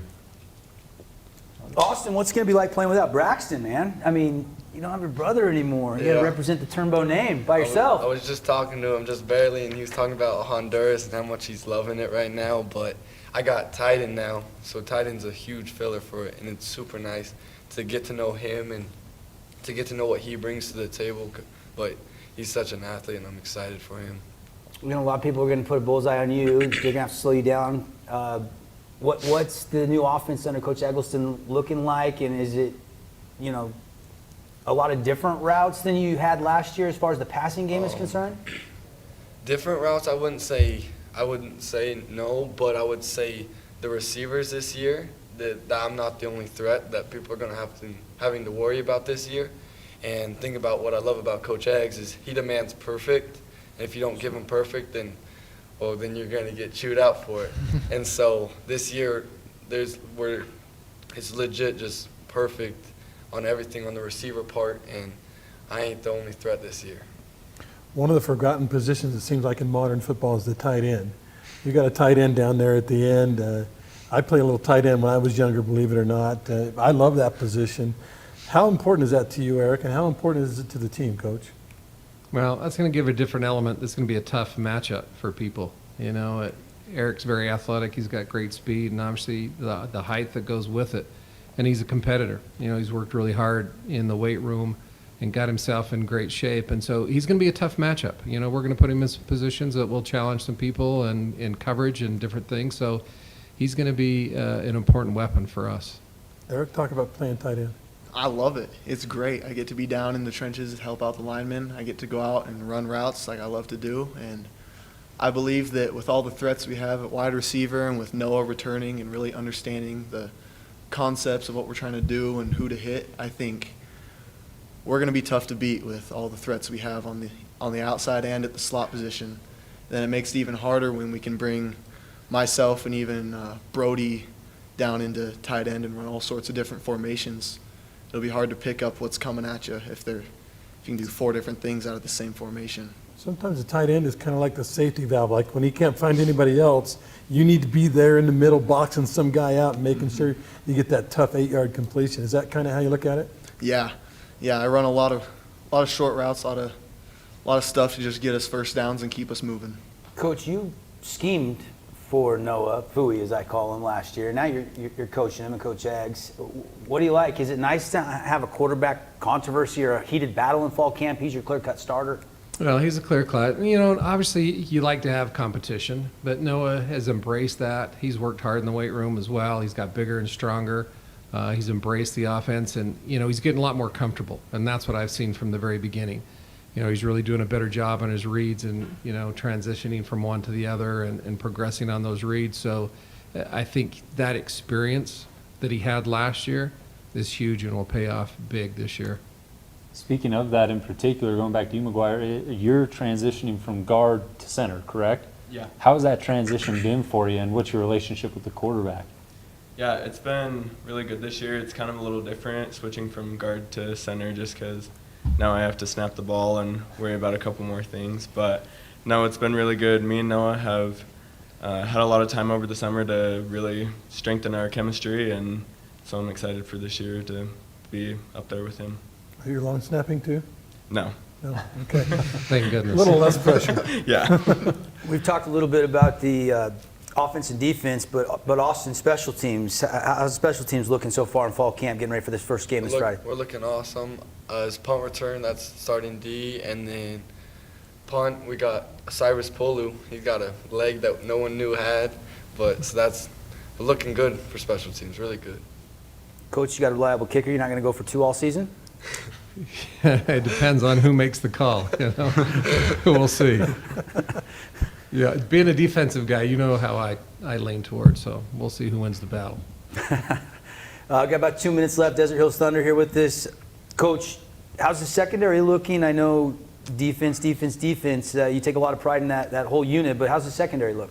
Well, that's probably a better question for Austin. You know, because I'm the one that's yelling at him every day and getting after on the back end there. So it's probably a better question for him. So you got, is Tyden at safety, you're at the other safety? Yes, sir. And then you've got Trey and T-Money? It's a battle right now between all the corners, and it's just filled with juniors and seniors and then just one sophomore. They're all just competing for the corner position, and I'm curious as well who's going to take that Friday. So. Jake, you were, speaking of the defensive side of things, you were one of the only player for the Thunder, there we go, last year to record a sack and interception and have a defensive touchdown, if I'm not mistaken. Talk about the versatility in your game and how nice it is to be able to switch. I think just being able to switch between that also helps, like secondary, like with Austin back there, just being able to run more coverages and kind of taking the weight off of his back because he's an athlete back there and carries a lot for the defense, but being able to blitz or even just run a coverage or man-to-man, I think helps the defense out big with what we got going on. Coach, real quickly, 30 seconds, San Juan, Friday night. This is a smaller school, but this is one you can't sleep on. They're good historically. No, they're very well coached. You know, you look at last year, I think that's the only team I've ever heard of that has all starters back on both sides of the ball. They were dominant juniors last year, and they have both, you know, starters on offense and defense back. Averaged 39 points a game, put up some big numbers. Receivers, you know, had over 100 yards. You know, a couple of them running back had, you know, 1,300 yards rushing. Very well balanced, very well coached.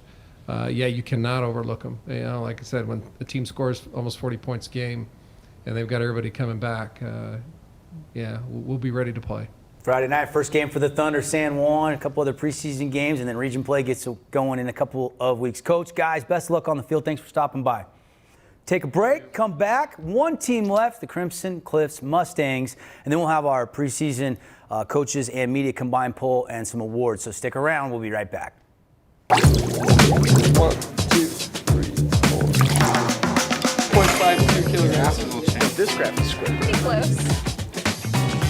Artemisia is all the sagebrushes, but there's your needle and thread. Which one is this? Come down. Perfect. Great. Sodium carbonate.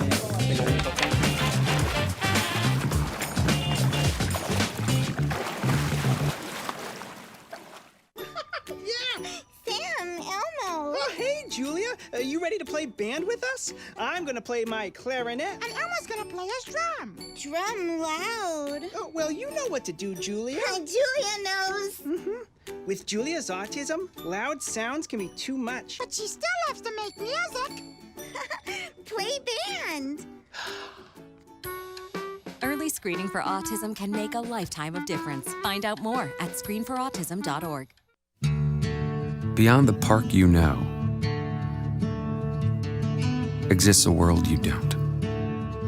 A world that is greater. Greater than just one passion. Greater than just one adventure. Greater than just one moment. Come to where life is greater. Come to Greater Zion.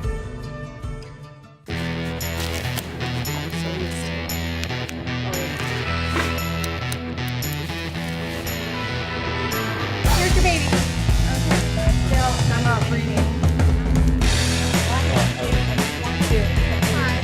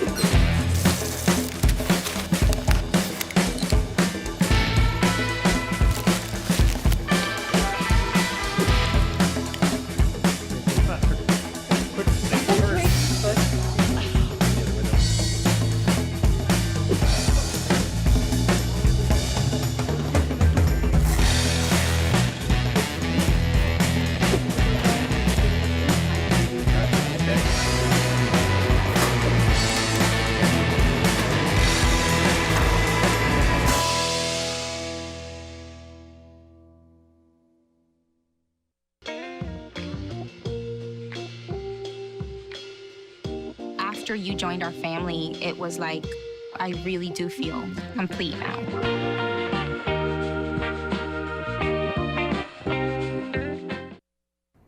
Hey, welcome back, everybody. Region 10 Football Media Day. Our first Region 10. If you're wondering why we're Region 10 instead of Region 9, they took one 4A class out and added a 5A, so they shuffled everybody up. So the two 4A classifications are now Region 10 and 11, 11 being up in Cache Valley. And there's only 13 teams in the 4A class. So one of those 13 is going to win a state championship. There's probably a good chance it's going to be coming from Region 10. And we're not done yet. One team to get to, and they join us now on set. Let's introduce the Crimson Cliffs Mustangs. We'll meet the players in just a second, but Coach Tate back with us again. And Coach, you know the drill. Want to hear about the offseason, want to hear about how fall camp's going, want to hear about some camp battles, and give us an overall preview for the Mustangs this year. Well, Devin, we're really excited. We had a great spring, a great summer.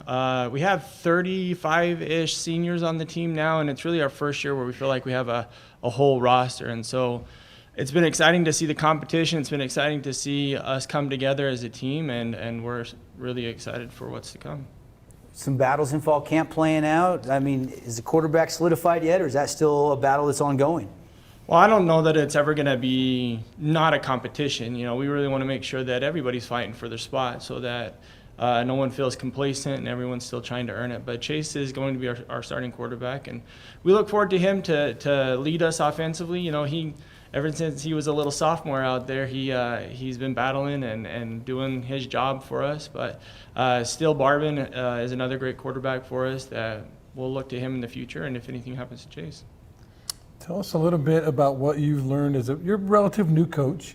What have you learned in the first couple of years of coaching that you're getting a little better at, some of the things that maybe you've thrown out too? Well, and it's more just about really what I try to preach to the kids is worrying about what we can control. And then I try to take that to heart too for me as a coach. You know, it's make sure that whatever I can control and whatever I can do, I'm doing to the best of my abilities, and whatever else happens, and we just roll with it. Nice. Coach, in particular, we know that Crimson Cliffs is still the newest school in Region 10, but also in the same hand, you guys aren't that new shiny school anymore, 3 years in now. What have you kind of established as your identity? And when people look at the Mustangs, what do they see as? Defensive-minded, offensive-minded? What's the Mustangs' identity? Well, it's hard for me to say, you know, one side of the ball over the other side of the ball because they're both, you know, evenly important along with special teams. So for us, it's not so much schematically or who we are or what kind of plays we want to run, but really our focus is us as a team first and us as people first, and then the wins will come, you know, the success will come. As long as we're doing things the right way and developing these young men, then we'll be happy with the outcome. Coach, you got 8 returning starters on offense. How much does that help Coach Lou? Is he further ahead this year in fall camp at this point? Definitely. Just, you know, having that extra time, having the 2 years to install everything. Now it's more adding wrinkles and answers to getting stops, and just being able to tweak things here and there to make us more successful. But obviously the senior leadership is here this year, and having that year under his belt as an offensive coordinator and really installing the offense is making a big difference. Coach Wayne, no stranger to his duties. He's been around this region a long time, one of the best. You guys gave up about 22 a game last year. What's Coach Wayne's number this year? Is he preaching a number, or is he just taking it one practice at a time? Yeah, he's really focused on, you know, 1 week at a time, one practice at a time, making sure our kids are ready to go. He's always, I mean, starting coaching with him years ago at Dixie, we always make sure that we're just focused on the right things, and we're focusing on the kids and putting them in the best spots to be successful. So he's not going to have a number, but he'll be prepared. You mentioned the size of the senior class. How vital is that? I mean, you didn't have that many upperclassmen. Now you've got these younger guys that have got a lot of experience. Do you feel like you can surprise some folks this year? I think so. I don't know that anything's a surprise. Everybody's going out to compete each and every week in Region 10 now. But it makes a big difference for us when we're having, you know, 17 and 18-year-old kids compared to 15, 16-year-old kids run down the field and making plays. It is a difference. All right, tell us, you know, it still feels like a new school to us, Crimson Cliffs. But you guys, what is it, 3rd season, right, playing football? Do you feel like now you've established who the Mustangs are? I hope so. You know, I know, like I said, we're not going to surprise people. People know what to expect. People know our players, know our coaching staff, know the stuff that we kind of run, and they know that we're gonna come ready to play each and every week. So, yeah, after 3 years, they're gonna know us. Let's let Coach have the privilege. I've been introducing a lot of the players we've had over the course of our media day, but Coach, why don't you introduce your guys? You got 6 of them here representing the rest of the team, and take it away. So to my left, we have Corbin Cuff. Corbin is a senior safety, helps us out on the defensive side. Then Jackson Griffiths, our middle linebacker, who's also a senior. We're all seniors. Easton Jubei, who is our running back. Gunnar Orr, who is our receiver. And then Chase Hansen, our quarterback on the end. And down at the very, very end is Fasitotai Salanos Agupolo. We call him Marley. I'm going to call him Marley for sure. Let's start with you, Corbin, man. Talk about the preseason. What are you guys trying to accomplish getting ready for the region schedule in a few weeks? Just coming out to compete, I guess. We're just trying to win games. in practices we've been going a lot harder than we have the last couple seasons, been competing a lot more, so hopefully that works to our benefit. Talk about defense a little bit, Jackson. What's expected out of your team this year? I mean, there's some high-powered, very good offensive players in this region. Yeah, I mean, I think we have a lot of good returners. I think we only lost like three seniors last year. So I think we got a lot more experience this year, and also our offense has gotten a lot better. So, you know, our coaches tell us all the time, iron sharpens iron. So I think we will be a lot better this year. Touching on that offense there, let's go to you, Easton, real quickly. You had the second most rush attempts for the Stain gang last year in particular, but you also had a big role in the pass game. I think you had 2 receiving touchdowns. You see the running backs playing a big role out of the backfield in the air attack this year? Yeah, definitely.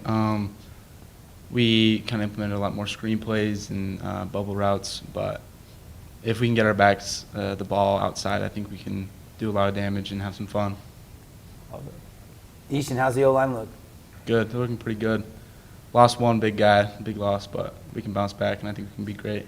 Moved or injured? Injured. You hate to have that, Coach.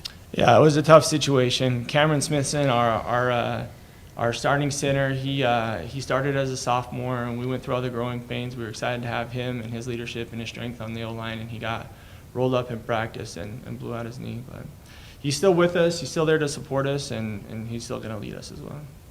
Got both the Andrews brothers on that line, though, right? We have Parker on the offensive line, and Zach will be one of our other middle backers. But yeah, they're both strong kids that are going to contribute. Gunner in particular, I just had a question. Every time that I've covered a Mustang game, it seems like I always catch you sealing off the outside or throwing a really nice block, things that sometimes go underrated at the wide receiver position. Is that something that you take a lot of pride in? Yeah, I do. A lot of the reasons I've gotten time on the field is because I've been able to block and make plays outside of just having the ball in my hands. So, yeah, I do take a lot of pride in that. That's awesome. Chase, how's the arm? Feeling good? Feeling great this year, not gonna lie. When Coach calls a certain play, what route is it? Is it a deep route? You like something over the middle? What's your go-to? We're implementing a lot of deeper routes this year, but we still got our short game that's gonna work really good. Are you a dual threat guy? You going to run the ball? Yeah, I plan on running a lot this year. Just working out the kinks in the passing game, but the running will be there. We got to go back to Coach now. Is that okay with you, Coach, that he runs it a lot? Absolutely. You Okay. know, Chase is an athlete, and you know that's why he's in that spot. So we want to play to his strengths. Marley? Go ahead. I was just going to ask Marley real quickly. Top 10 defense in particular last year for the Mustangs, something that a lot of people overlooked. You were a major part of that. What are some of your defensive aspirations this year, individually and as a team? Individually, it's just, hard work. That goes along with the team too. And going into off season, just straight into work. Trying to get better as a player, and that helps the team. And as the team goes on their off time, their work helps the team as well. Absolutely. I like saying your last name, Salanoa Sagapola, man. That's a cool name, right? Yeah. People have a hard time with it, though? Yeah, it's a cool name, and everybody struggles, but they still try to get my name correctly. I was going to say, I didn't try your first name, though. There's too many vowels in your first name, man. I can't get that. How's the recruiting process going for you? Have you got a lot of offers at this point in time, or are you kind of waiting it out to see what else will come from your senior season? I just got my first offer from SEU just recently, and a couple coaches called me a couple months ago, and I'm just keeping update with them. Is there an identity offensively, Coach Tate, for this team? I mean, you say, hey, we're going to go out there and we're going to establish a run, or we're going to go out there and we're going to test the edges. What is the identity of Crimson Cliff's offense? For us, it's controlling the ball and moving the chains. It's not one pass or run over one or the other. We believe that even if we throw the ball, then depending on what we're doing, if it is a bubble or however we're getting the running backs involved in the game, it's going to turn into a run anyway. So, but for us, it's just focusing on one play at a time and moving the chains. Do you feel like you've established your corral, or whatever you call your football field, as a home field advantage? I believe so. It was very telling last year, and maybe with COVID and people wanted to get out, but last year the fans and the crowd was amazing, and so the community support that we have is second to none, and it really helps us out each and every week. So I think so. Corbin, I wanted to ask you real quickly, your role in the secondary, no doubt, you're important back there as a leader. Are you more of a vocal leader or more of a do by example type of leader? Last year I'd say do more by example, but this year I feel like I've been a lot more vocal than the last couple of years, because last year we had Malachi and he was a really good leader back there for us, and like I would still call the coverages and stuff with him, but I feel like this year I've really had to step up and help out. So, Jackson, how much better do you think your linebacking core all in will be this year as far as starters, depth at that position? Compare that to last year's group. Yes, sir. I mean, we have 7 seniors in the linebacking core right now, so, I feel like we've all gone bigger, better. Yeah, I mean, I'm just excited to see us play. It'll be interesting who can run the ball this year, because I feel like everybody's got good backers this year. Yeah, a lot of good backers in this region. This guy. How many guys are going to be going both way, Coach? Is there a number that you can pinpoint right now, or is it going to be? You trying to limit that a little bit? Yeah, we try to limit that as much as possible. Our philosophy is, for every rep that we're trying to share, it takes away from our opportunity to teach and change up our coverages, our offense, our defense, our schemes. And so, in order for us to be as sound as we want to be, and also put in and install as many plays as we want to play, we want to make sure we're giving the kids an opportunity to focus on one side or the other. I'm curious if, as Crimson Cliffs, do you have a rival? Is it Desert Hills because they're closest and a lot of your guys came from there, or is there a rival in particular for you guys? How do you guys feel? Probably say Desert Hills. Yeah. Yeah? Yeah. Yeah? Probably Desert Hills. Anybody else's circle on the schedule? I think it's a little bit of everybody. I feel like personally our team gets overlooked a lot, being the new school. So I feel like kind of everyone's our rival. We want to beat everyone, and we think every game's important. So yeah, I would say everyone. We want to beat everyone in the region. That's good. Coach, what's your take on only 13 teams in 4A, but one of them is going to win a state championship? And talk to me about your schedule. You like how it lays out? You got Green Canyon, Spanish Fork, and I believe Timpview the first 3 weeks. Yeah. Your old buddy Andy Stokes. I know how you arranged that game. Right. We're excited to see Andy and play. He'll be ready to go, and also the number of D1 commits that he has playing for him, and it should really prepare us for the season. As far as the region 4A classification goes, it wasn't anything, like I said, we could control, so we're just going to go out and play who's on the schedule, and then when the playoffs roll around, play who we're supposed to play. But as far as our schedule, we think we're playing some good teams. We're getting the opportunity to travel up to Cache Valley and play Green Canyon to hopefully get used to that if we're play up there, when we play up there in the playoffs. And then mid-season for our bye week, we picked up Cypress, another good 5A team. So I feel like we have a lot of opportunities to make sure we're, like Jackson said, sharpening the iron. I got a quick dual threat question for both Gunner and Chase here. You guys have both been playing varsity minutes since Crimson Cliffs was a new school, and now here you are, your senior years in particular. What has it kind of meant to you to be able to grow with the school itself? I feel like starting as a sophomore, like we've seen a lot, and like we've grown ever since then. We started off really slow these past few years, but I really feel like our offense this year is really going to put some points on the board. My sophomore year, when we first came, me and Chase were battling for that QB spot. So that kind of caused a little rivalry. But then we've always been good friends, so I feel like it helped our bond a lot. And our whole offense pretty much came up since sophomore year being here. So we've all gotten closer and trusted each other a lot more, and I think it'll help us be a lot better. The Mustangs, first game this Friday night, 7 o'clock at Green Canyon. Coach, guys, best of luck on the field. Thanks for stopping by. Really enjoyed having you here at our Media Day coverage. Thank you. We'll take a time out. We've got through all 7 teams. If you missed anything, you can go back and watch it on demand, sportsradio977.com. When we come back, we'll tally up the awards and talk about the media preseason poll when we return.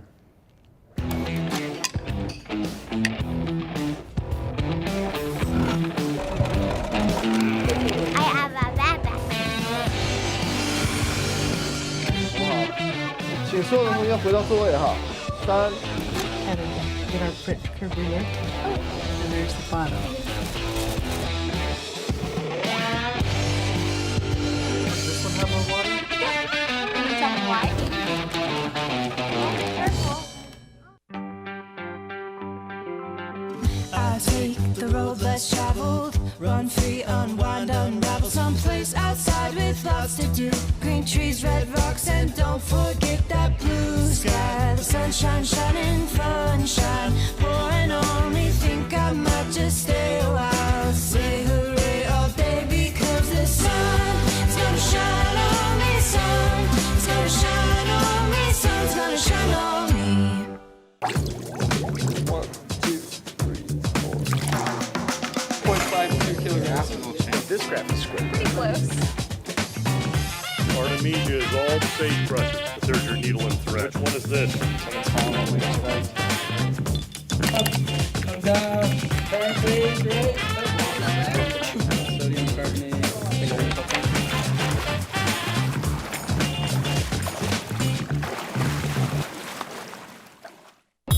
Radio Dixie 91.3. We don't play that. Nope, not that. A big fat no there. That's what we play. And stuff like that. On St. George's only alternative, Radio Dixie 91.3. Oh, and from 9 till midnight, we play this. I need a one dance. And this. Radio Dixie 91.3 FM. Hey guys, how are you today? Good. I'm here to talk about how it's 8 minutes left to break it all down for you. Hope you tuned in. We started at 3:45 early this afternoon, had the Dixie Flyers join us. Then it was Cedar, Snow Canyon, Hurricane, Pineview, Desert Hills, and moments ago, Crimson Cliffs. Heard from all the coaches, all the players, and now it's time to play some football on a Friday night. Want to give a shout out to some of our great sponsors, Holbrook Asphalt, Johnson Pediatric Dentistry, Ideal Home and Paint. They're going to be our title sponsor this year, and Bucks Ace Hardware helping us bring you the Media Day coverage.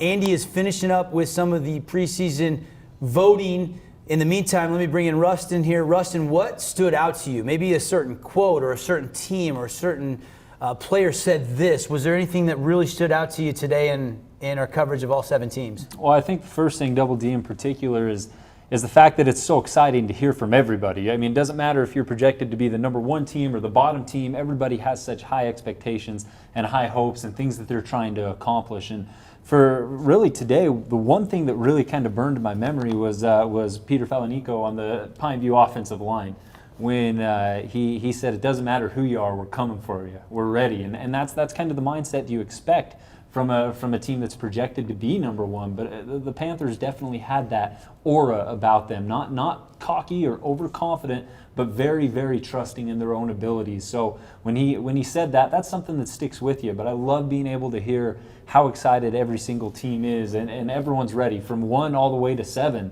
They're ready to play some football. Yeah, Des News has Pineview number 1 team in 4A. We'll see what the media and coaches poll combined says in just a minute, but it would be shocking if they weren't picked to be the favorites going into the season. And they said that Coach Stott said, hey, we embrace that. You know, Yeah. we've got respect. We accept the challenge, and we'll be ready to go on Friday nights. There was a couple things that stood out to me.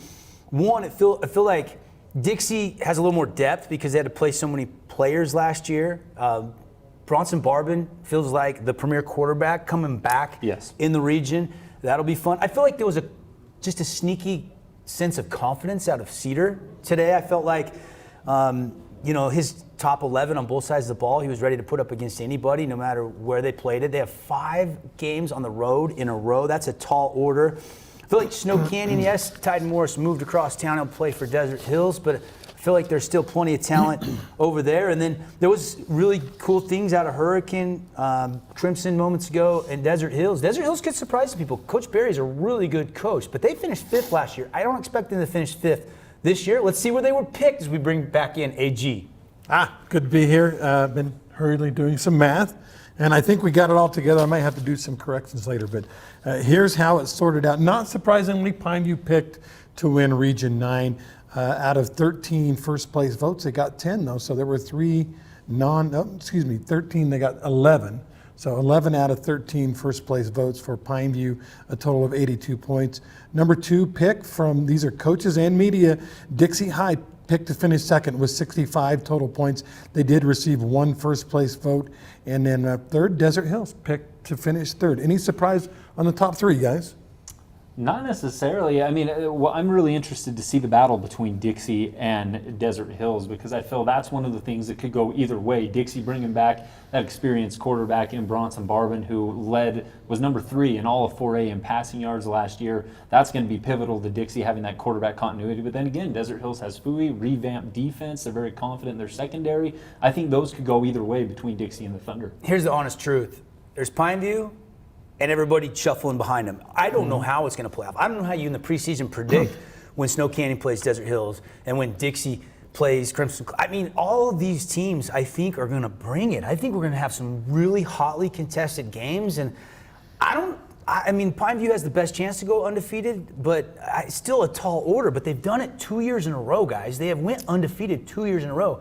Hard to say they won't do it again, but behind them, it's very hard to dictate exactly how it'll play out. Okay, 1, 2, 3 was Pineview, Dixie, Desert Hills, and then the pick to finish 4th, Snow Canyon. They received a first place vote, did the Warriors. And then Crimson Cliff sneaks ahead of Cedar, and then Cedar, and then finally Hurricane picked to finish in last place. And I like what I heard from Coach Aspie. They're starting over. They're trying to rebuild. Yeah. You know, it's his first year as a head coach. He's an H-Town guy, yeah. And I like the fact that he was on Coach Homer's staff when they had those runs back in the, of course, 3 state championships in a row, lost them, finally got that 1 state championship win. But from about 2006 or 7 all the way to 2012, 13, that was a little dynasty out there in H-Town. It was, and I mean, Hurricane definitely has that. There were 2 teams that kind of seemed to accept that underdog mentality, being the Hurricane Tigers and then, of course, the Cedar Reds. Cedar came in and was very adamant of, saying that oftentimes we get overlooked in Cedar, and that's probably very much the case. And they accept that, they ride with it, they're ready to go compete this year, and I see any of those teams could be interchangeable there. The point is, I don't feel like there's an overly bad team in Region 10 this year. We're going to be competitive throughout. Let's talk players now. 2 players appeared on every ballot. Dominic McKenzie of Pineview and Bronson Barban of Dixie High. Not surprised to see McKenzie on every ballot. Little surprised that Barban made every single ballot, but they would be your co-preseason MVPs. I'm not. I mean, both of them started last year and both of them starred last year. They're the 2 biggest names, at crucial positions, quarterback, wide receiver, and DB in Dominic's case. So I think that's a great call. I think the media and the coaches have nailed it with the MVPs. I think that co-MVPs with those 2 guys is very deserved. Makes a lot of sense to me. I mean, Dom led all categories in receiving yards, receiving touchdowns, even special teams touchdown returns. And then Bronson Barban last year, when 4A was larger, was arguably a top 5 quarterback. He returns now with a smaller quarterback class, a lot of new quarterbacks. It makes a lot of sense. All right, other first-teamers, Marcus McKenzie, Dominic's brother, always seems to be 1/100th of a second behind him, but he's obviously a player, though, great player. Austin Turnbow, Peter Falanico, who the BYU commit, Ryan Jordan, who's probably going to be playing to make up for a fumble in the championship game all year long. Also first-teamers Braxton Torres, Logan Mendenhall, Marley Salanoa Sagapolu. Did I get that? I think I got it. Also Casey Erickson, Chase Hansen, also enough votes to make the first team, and Easton Drubay. There's your first team, all Region 9 preseason picks. Yeah, I mean, there's going to be so many new players move in, so many guys. I mean, we don't know to vote for this kid from Georgia and this kid, a couple of these kids that moved into these certain programs. So it's going to be fun. The preseason MVP voting is fun for the kids. It's fun to recognize a lot of kids between the first team and the second team and even honorable mention, but really what matters is who wins it on Friday night and who has the best record and who can win a state championship, and then the individual accolades will come. But we have such great student athletes here. It's fun to see them get some preseason recognition, no doubt about it. And there's probably a lot of guys that got missed, to be quite honest, on the list as well. There is. You mentioned the unknowns, move-ins in particular. Pineview mentioned Keith Adams, I believe it was. There are multiple guys in that position. Then you always have underclassmen who rise to the occasion. It happens every year, who come out of nowhere and show up to play and make an immediate impact at the varsity level. We do our best to predict this, but it's never goes chalk. Real quick, second teamers: Cy Nunley, Jordan Wade. You've got Mitchell, the two Becker boys. One got 3 votes, one got 2 votes. Those are going to be studs for Pine View's defense. Tyden Morris with 3 votes. Allo with 3 votes. He's a second teamer, as is Alejo. Fruity, yeah. Frutuoso, Alejo. The two Andrus boys get second team votes. These are all ones that have received more than 1 vote. Let's see, Prince, Wright, Tola, Anderson, Collison, and Williams, and then a bunch of other guys, and we don't really have time to read the whole list, but we'll publish them on our website. Yeah, we'll get it up on sportsradio977.com. You can go back and watch anything if you missed it. KDXU, Andy will get it posted on the Facebook as well. Thanks to Ideal Home and Paint, Johnson Pediatric Dentistry, Holbrook Asphalt, and Buck States Hardware. You guys, thanks for watching. Have a great rest of your Monday night.